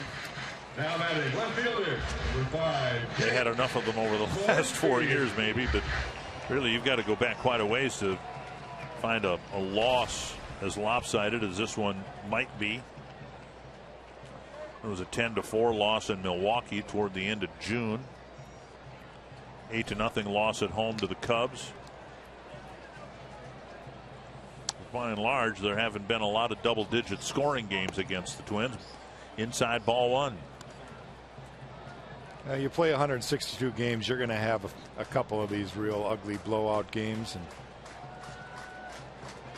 it comes quickly after the All-Star break. That might have a little effect on it, but Paul Mahler pretty much out of bench players now. He wants to make sure he gives Kurt Suzuki the rest of the day off. Miguel Sano not available, so they've used all their guys off the bench. Plouffe coming in from first base, and he makes a foul ball catch, 2 away. And for those of you who weren't with us at the beginning and are wondering about Sano, yesterday during batting practice, he was taking ground balls at first base and stepped on a baseball and sprained his right ankle. The Twins aren't concerned enough at this point to have an MRI or anything like that. They're just going to sit him down today. The Twins have an off day tomorrow in the hopes that if not by Tuesday, then certainly by Wednesday he'll be ready to go. Yeah, it all depends on how severe that ankle roll was and how much swelling there is. The trainers certainly are going to be working on trying to get the swelling down, the feeling back. Strike 1.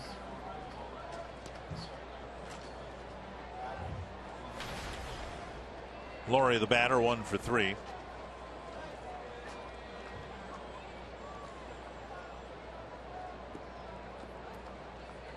Robbed of a base hit his last time up. A great play from Brian Dozier. This one hit to right, and that'll chase Rosario back near the warning track. The catch made, and that ends the inning. The Boyer error does no damage, a scoreless 6. Today, USAA honors all of our service members at home and abroad.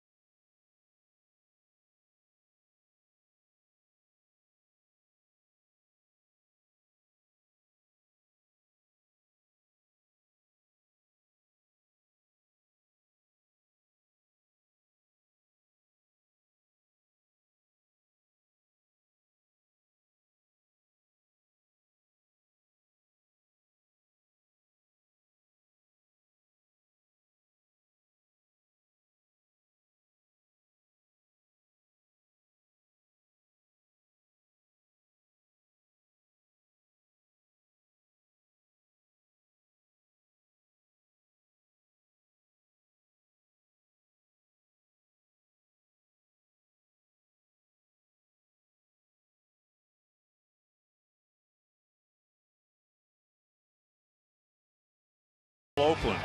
First home run, Josh Fegley puts the A's up by 2. Then Billy Butler goes straightaway center field, followed by a home run by Smolinski, and then the big home run, the grand slam by Josh Reddick, and the Twins trail by 11.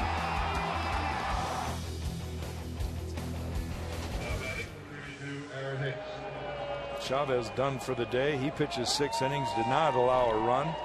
Only 3 hits allowed. Aaron Hicks will lead off the 7th against an interesting name, Edward Mujica.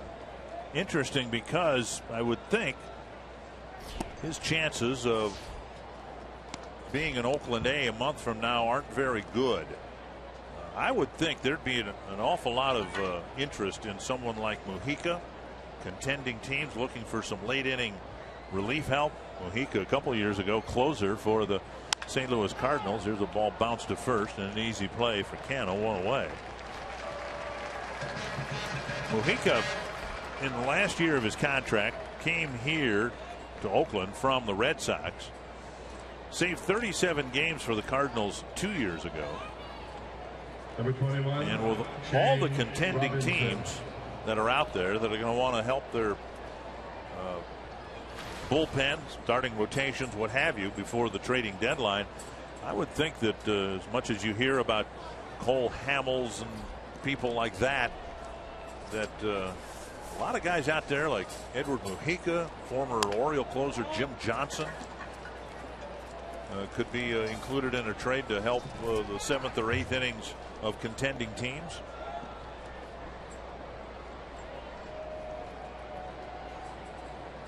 Well, he has the experience. There's no question about that. Been bounced around a little bit since leaving St. Louis. Parts of 3 years with Cleveland, a couple of years with San Diego, a year with Florida, and I guess 2 years with the Marlins. Parts of 2 years with the Cardinals. Parts of 2 years with the Red Sox, and then whatever's left of this year right now with the Oakland A's. And Robinson retired. Good play by Semien with an accurate throw, 2 down. We'll bring up Eric Fryer.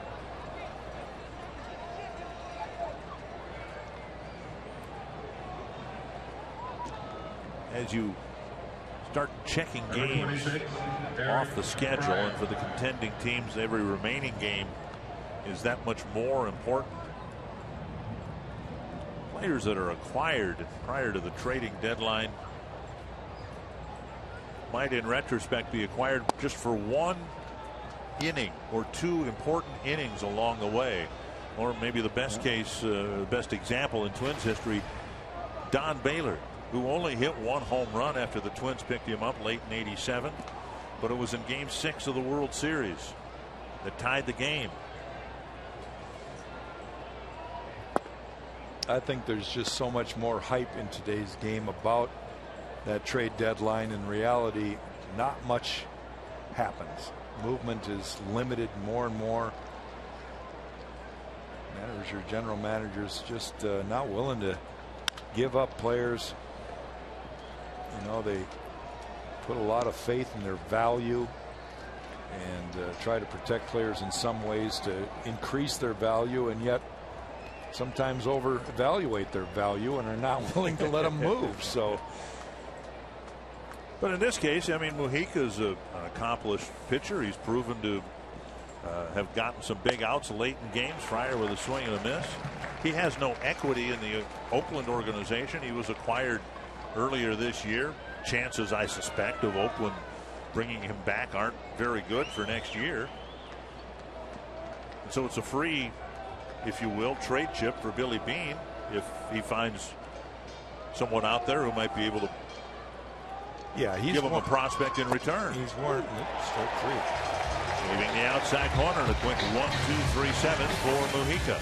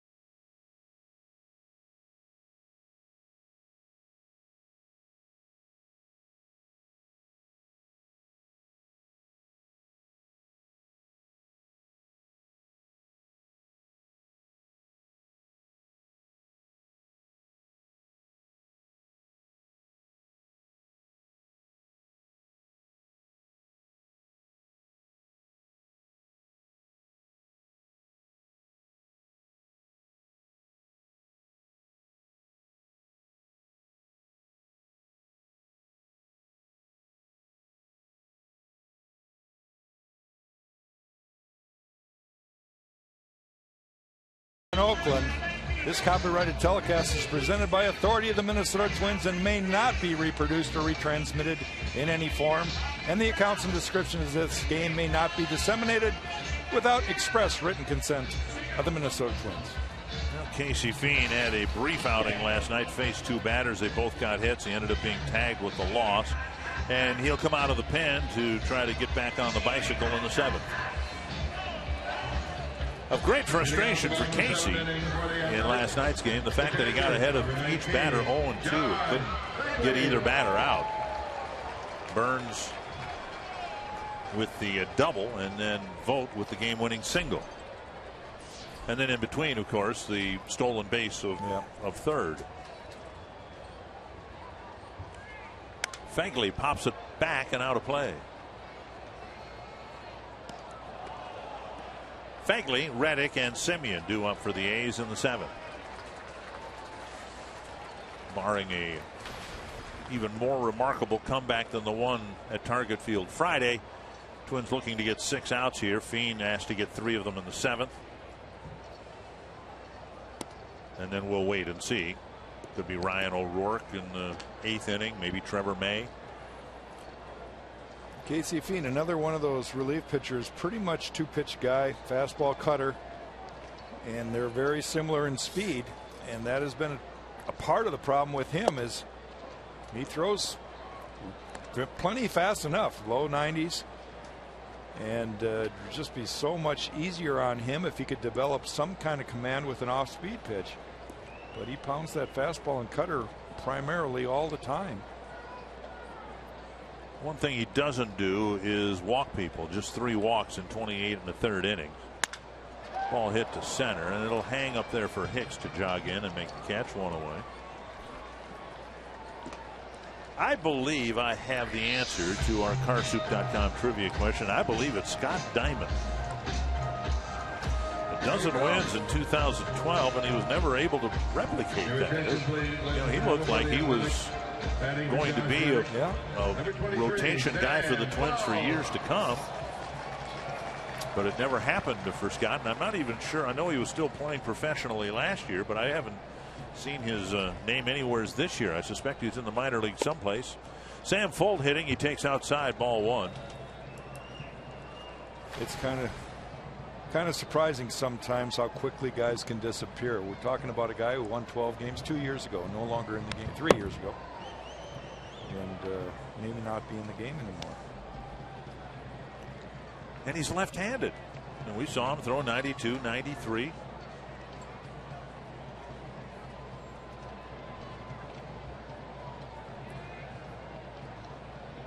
One and 1 to Sam Fuld, who a year ago was still part of the Twins organization. Traded to Oakland, back to Oakland for Tommy Malone, today's starter and probable loser.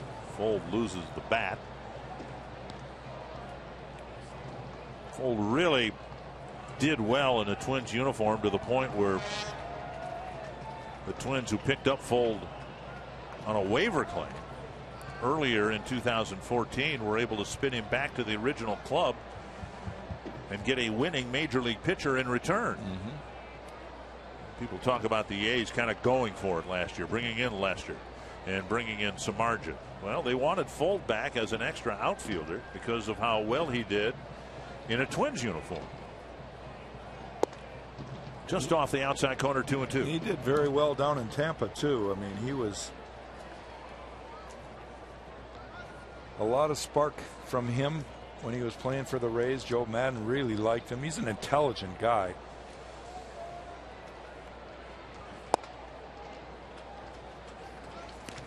And now a full count.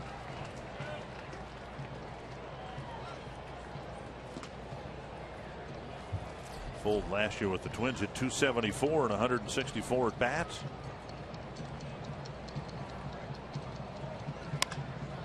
That's hit well to center. Hicks going back, still going back, with room to make the catch on the warning track. 2 down.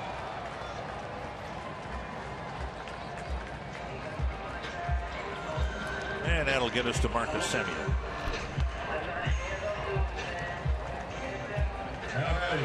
Shortstop, number 10, Marcus Semien. Semien 1 for 3.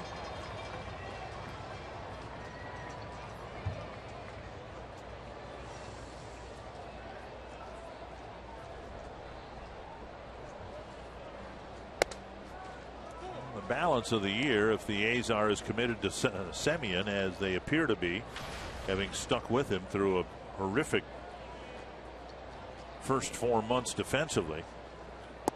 I think they need to figure out whether they can count on him to be better in the field next year. It's already a lost year for him defensively, but he can play well in the last 10 weeks or so to maybe reestablish himself as the shortstop that the A's think he can be.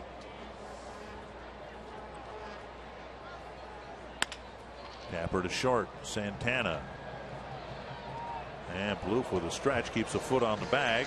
And it's a 1-2-3 seventh for Casey Fiend.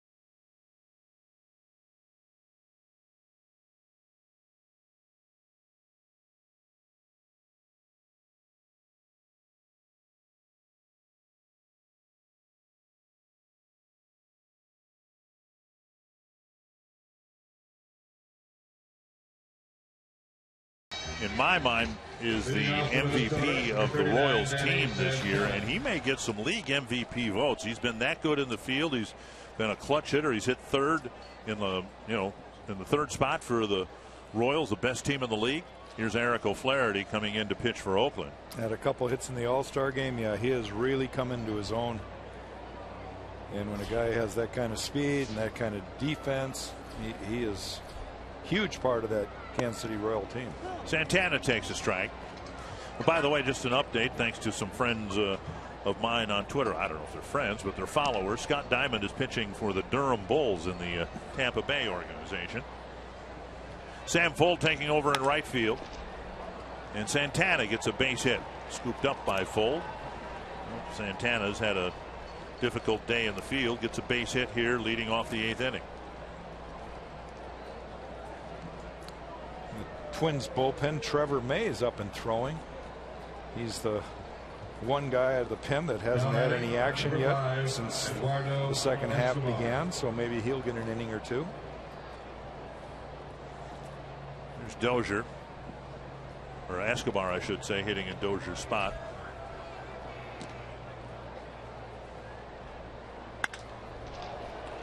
That's a base hit to left field, and the Twins greet O'Flaherty with a couple of base hits. And that'll bring up Rosario. Indians beat the Reds 5-3. They won that series. And you heard Tom Hanneman talk about the Royals. Danny Duffy really had to give Ned Yost some innings today because of the split doubleheader Friday. 13-inning game yesterday. And Duffy took a shutout into the 9th. Justin Verlander booed off the mound in Detroit as the Orioles won that series 2-1 convincingly, 9-3 today. So the Tigers are 10.5 games back.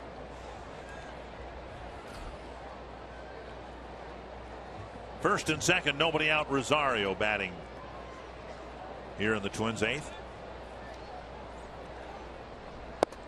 And strike one.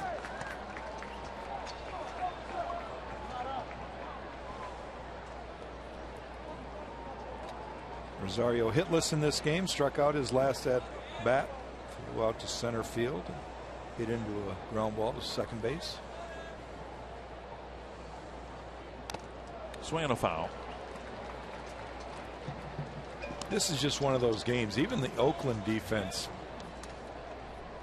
seems a little flat. The field, you know, it's funny how baseball diamonds are so prepared prior to game. The ground crews got the sprinklers or the hose out there wetting down the infield, and it's nice and dark red, and after a few hours of baking in the sun, it's bright white out there.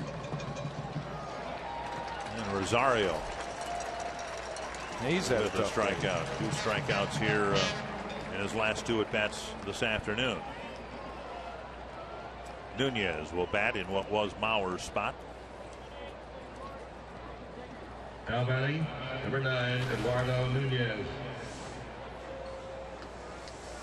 Well, Nunez's numbers this year very solid. Hasn't had a chance to play all that much. Just over 100 at bats on the season. Swing and a miss. I wonder how many times he's swung where his helmet's come off. Not as often as Carlos Gomez. He can't get from first to second without the helmet coming off. But yeah, not as bad as Gogo. Chop to the right side. And Zobrist nearly committed an error. He knocked it down, got the out at first. 2 men in scoring position now for Torrey Hunter. Hunter looking for his first hit. Can spend your summer at Target Field, or what's left of it. Become a Twins season ticket holder with the new Pick 10 plan. You pick 10 games against the opponents you want to see. Save off the box office price. You can enjoy sweet spot benefits exclusive to Twins season ticket holders, including 10% off game day food and merchandise at Target Field. Learn more about package options by visiting twinsbaseball.com/pick10, or of course by calling 612-33-TWINS. 1 strike to Torrey Hunter. 2 more runners in scoring position. Twins have failed to get any runners across the plate today. Has had a few opportunities.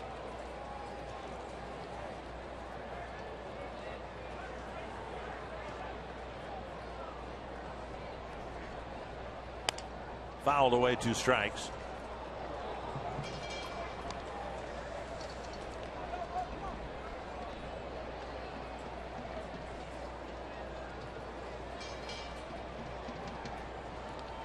Hunter with 49 runs batted in. Twins shut out the A's Friday. They'd like to avoid being shut out here this afternoon.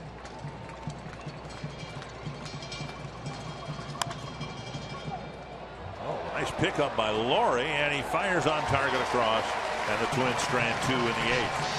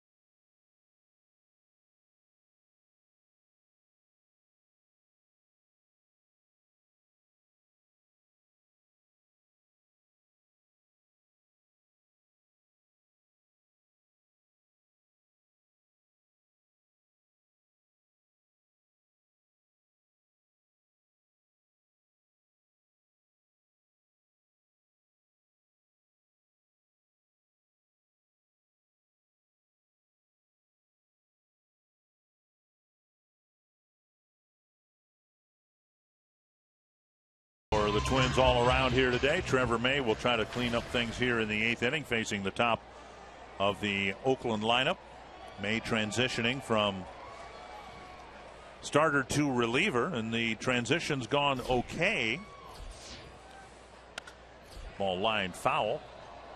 As the Twins, every other team is too, but as the Twins are looking for someone who can get some outs in the 7th and 8th inning, May a candidate to do that. In fact, he's been asked to do that a couple of times already. He's picked up a couple of wins out of the bullpen, including Friday night's unlikely win against Detroit. I just don't see down the road, anywhere long term that Trevor May is going to stay in the bullpen. I think these are just times they don't really want to send him out to AAA at this point anyway. And I got to believe somewhere in the mind of Paul Molitor and pitching coach Neil Allen that they project Trevor May to continue to be a starter. I just don't know when that'll happen. Lined into center, a base hit for Burns, his first hit of the game. And that'll bring up Mark Canha.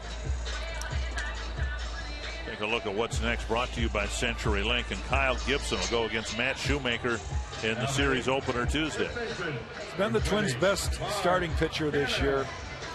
Really good as of late. His last couple starts, I think maybe his best starts in the major leagues.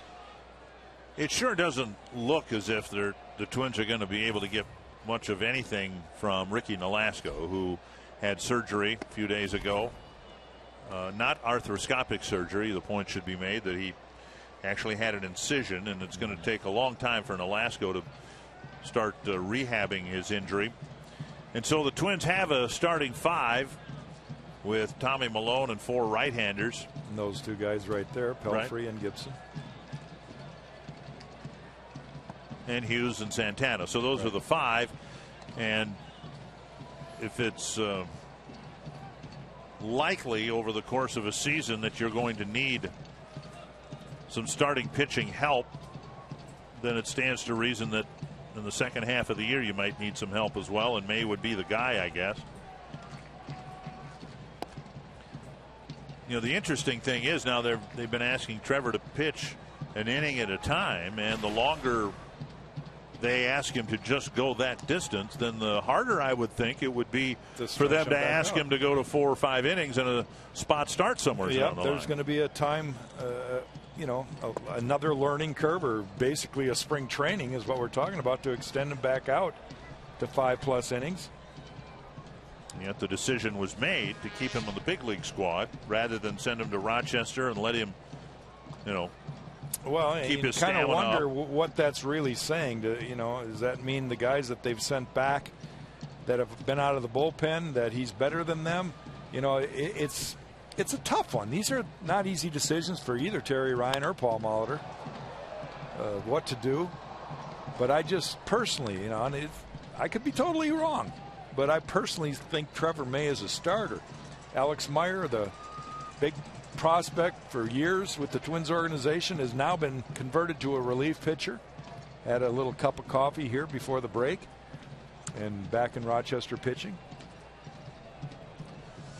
2-2 to Canha.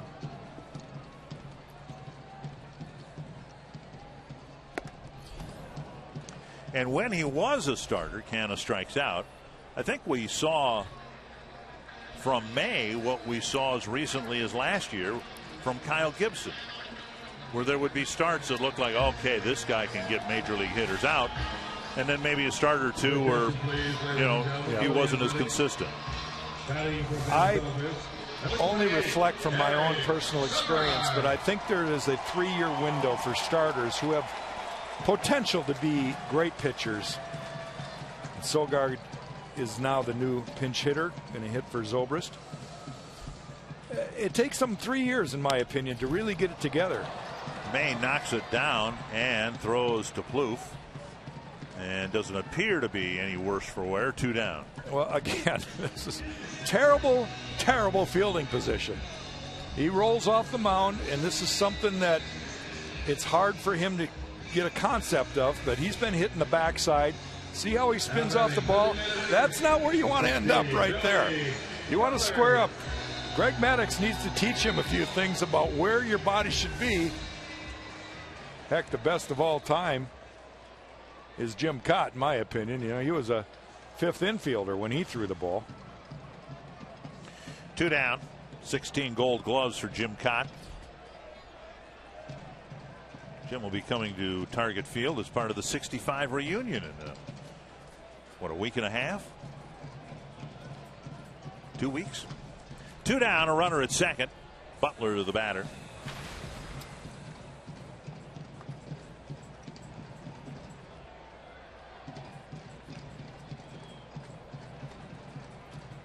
Breaking ball over for a strike.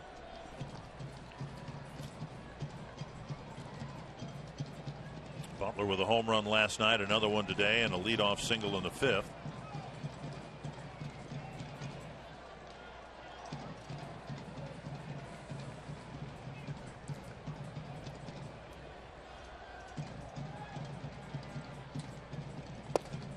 And over the inside corner, 0-2.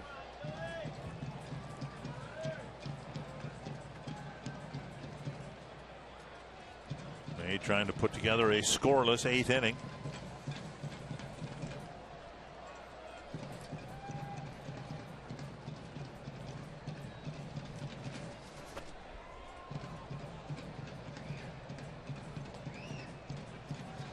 A lot of things to like about May, just in terms of the numbers now. 85 innings pitched, a few too many hits, but he hasn't walked many people. He hasn't given up home runs.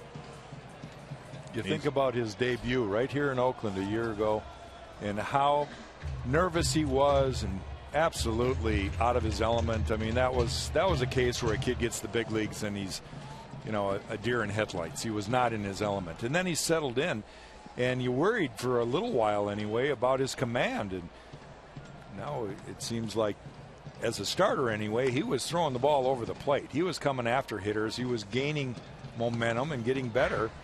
You wonder what this is going to do to him. Going to the bullpen, you know, buying time. And there were certainly people, friends of mine anyway, asking me about why didn't they send him to Rochester and keep him on as a starter in the rotation. Well, those are decisions that the manager, general manager make. And we'll see how it all rolls or unfolds as we go through the rest of the season. For his part, May, of course, would prefer to be here. Certainly. Pitching on a big league club than starting down in AAA. No question about that. 2 strikes.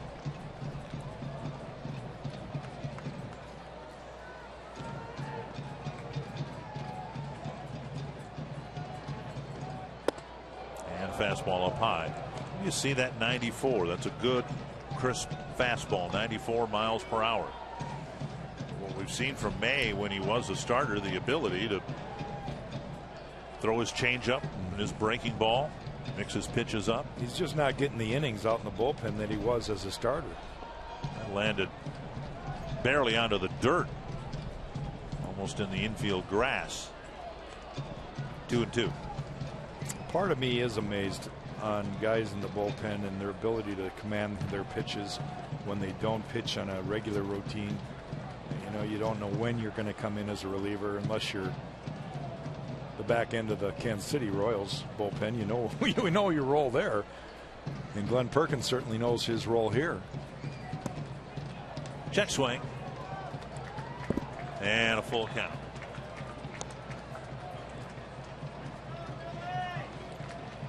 But it kind of took me 3 years as a starter before I really had an idea what I was doing, could command the ball the way you needed to. Took Kyle Gibson until this year, and you feel like he's really got it now. You hope that that's the case. It's a pop-up near the Twins dugout, chased by Fryer, out of play.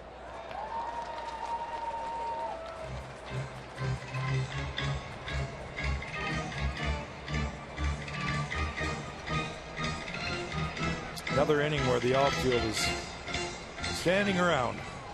It's hard to stay. Tough game anyway. Blowout game against the Twins here. The A's have really taken control of this one early. And Butler hit by a pitch. And there'll be runners at first and second. Third hit batter for the A's this afternoon.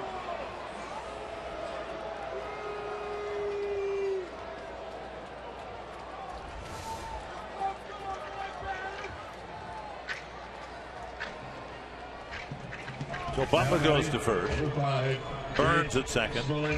And Jake Smolinski will bat.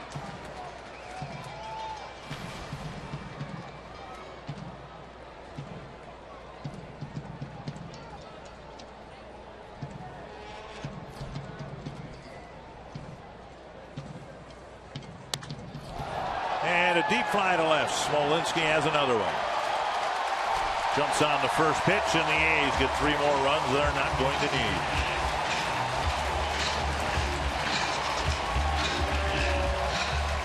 Second home run of the game for Smolinski. He came into the game with just 1 home run on the year. Well, let's see. The A's have a solo home run, 2 two-run home runs, now a 3-run home run, and a grand slam. They've hit for the home run cycle. Now batting third baseman.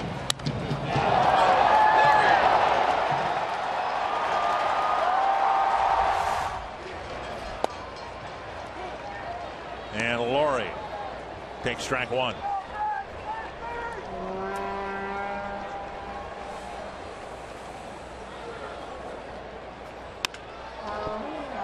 And the ball caught by Escobar, and that ends the 8th inning for the A's as they add 3 more on a Smolinski home run.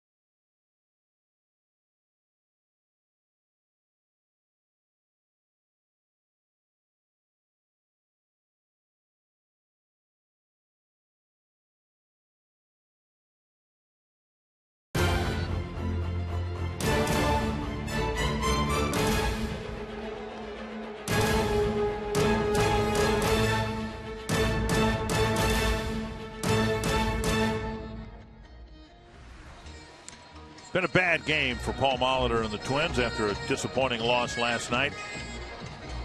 An awful game. Tommy Milone unable to complete 3 innings. And the A's keep piling on runs, 3 more. And Evan Scribner will come in. 44 and a 3rd innings pitched. And look at the home runs allowed. 11 of them in 44 and a 3rd innings. Well, they're going to need 14 of them right now to get back in this one. So you're saying there's a chance? There is a chance. And we'll see what Trevor Plouffe can do to get things started. It'll be Plouffe, Hicks, and Robinson. Eric Sogard in the game at second base. Zobrist on the bench now.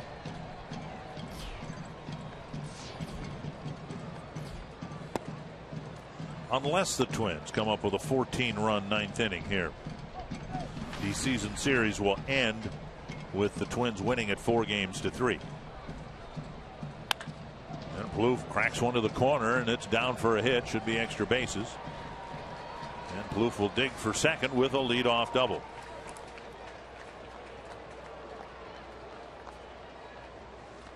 And that'll bring up Aaron Hicks.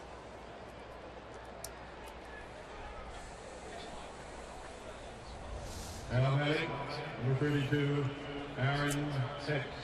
Ball pretty much center cut. Trevor Plouffe puts a nice swing, gets a double down the line. That's only the second extra base hit in this game for the Twins. Aaron Hicks has a single. He was hit by a pitch and then he bounced to first. Yeah, the other extra base hit, Mauer's double in the fourth. Down low, ball one.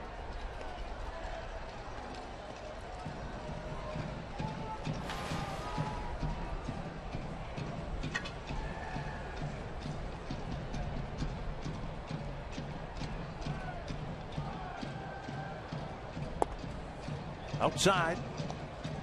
2-0.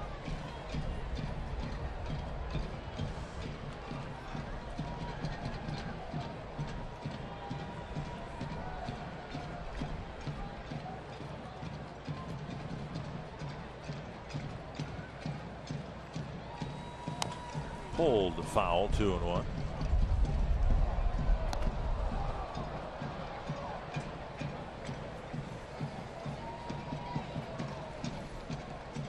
First game for Scribner.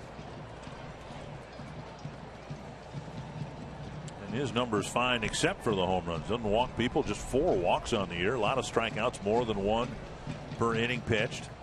But he's having a hard time keeping the ball in the yard. That's into foul ground, and it's chased by Smolinski and goes into a slide about 10 feet short. As you watch Scribner, you can kind of understand why. His fastball is pretty straight, and it's at that hitting speed that balls can go a long way. You know, that 88 to 92 is a comfortable hitting speed for most major league hitters. Guys that throw in the high 90s, you run into a few of them, but those are the guys that you just don't see the ball as quickly. And then the guys under 90 seem like they're the finesse guys that never throw the ball in the middle of the plate. Hicks waited, got a piece of something offered at 72 miles per hour.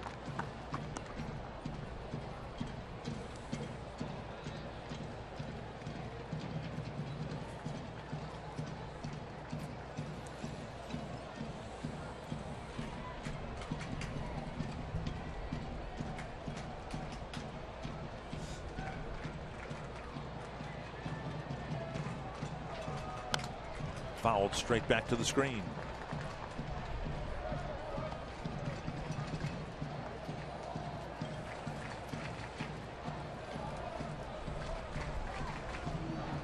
Hicks on base 2 more times today.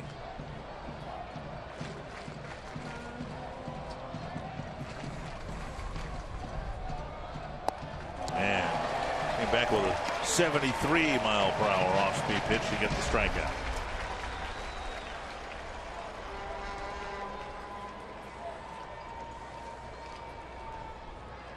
One down, and that'll bring up Shane Robinson.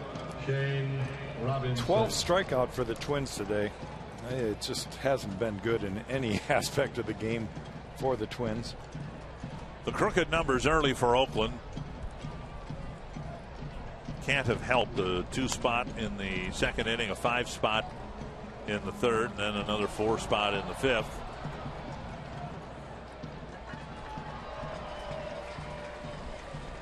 Butler had a big home run last night and a big one again today. Fegley's had a good day at the plate. 1 strike to Shane Robinson. Twins had a chance in the 4th inning with the bases loaded, 2 out. Robinson at the plate.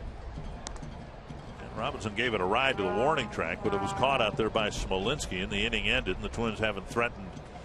Well, that's not true. They got 2 men in scoring possession in the 8th inning. They haven't scored yet this afternoon. 1-1. Scribner gets a half swing, strike 2.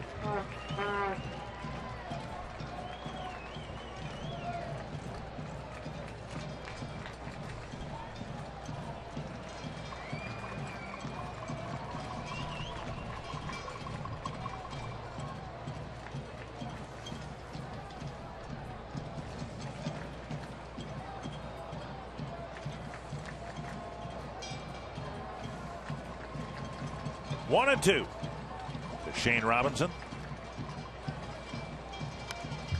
Got a piece and fouled it back. Mentioned it the other day that A's have a quirk in their schedule coming out of the break. First 3 here with the Twins, but it's the beginning of a stretch of 22 straight games played in the state of California. Toronto comes in here, then they go to the A's to cross the bay, play the Giants, go down to Los Angeles to play the Dodgers, and a long homestand after that.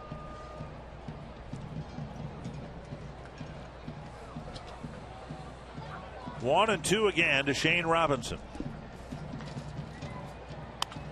Hooked foul.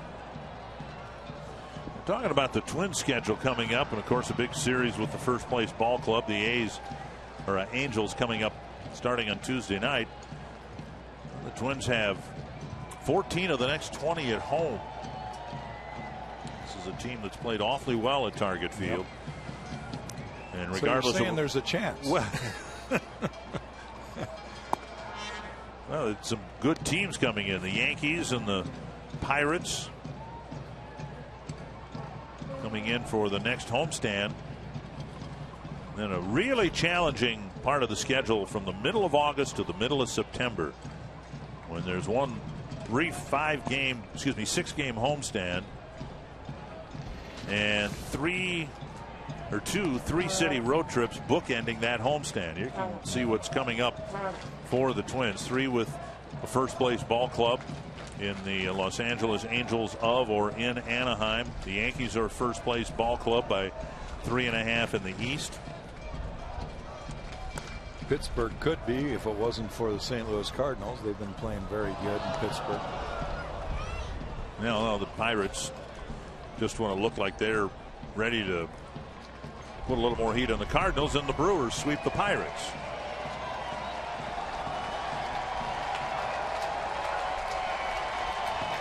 Robinson battling, and a drive to center. It's hit pretty well. Long run for Burns, and he loses it in the sun.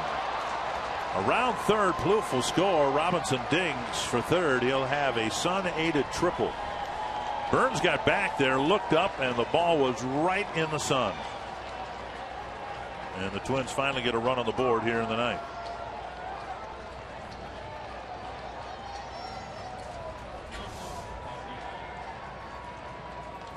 Shane Robinson puts a nice swing on this ball. We'll watch Billy Burns as he runs it down. He puts his gloves up to shade and takes a peek at the warning track. That one might have been long enough, and he never picked it up again. But if you look from his angle and throw the sun in there somewhere, and that's what he's looking at. High sky with the sun right in his eyes. Eric Fryer at the plate, and he takes strike one.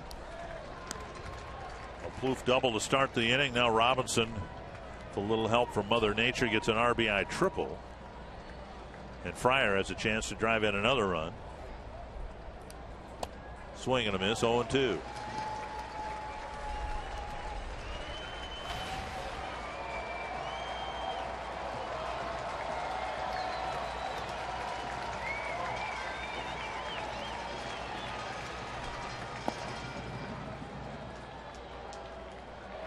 One and two.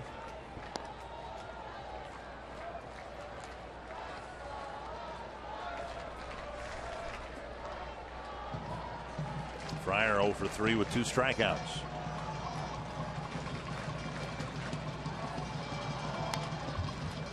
Of course, the A's will concede another run here. They've got the infield playing back, wanting just to get out number 2 here in the ninth.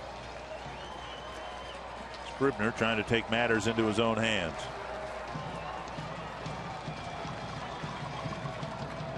Check swing, strike 3. Fryer's gone on a check swing, 2 down. And that'll bring up Santana.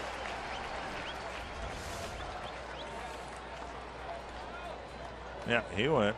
Number 39, Danny Santana. Now there would be people that would say that first base umpire is just trying to, it's a miserable game, let's just get it over with. But he saw the right thing there. Now Alfonso Marquez, first base umpire.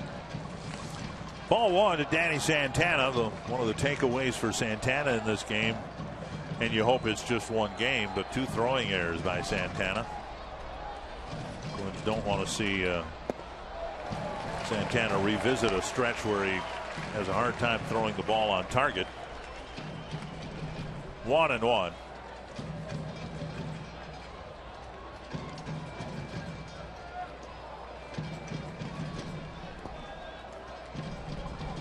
Two and 1.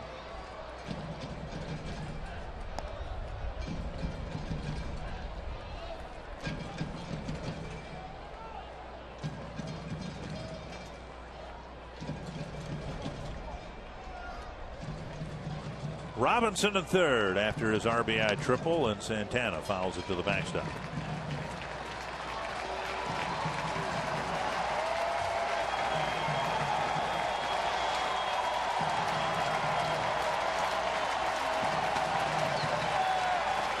Would it be wrong of me to get up and cheer with the Oakland fans for this one to end? You got your wish. Santana strikes out, and this miserable Sunday afternoon comes to a close with the A's winning the series 2-1. And Tom Hanneman, for a change, the Twins follow a disappointing loss with yet another loss, and they'll hope to forget all about it come Tuesday night.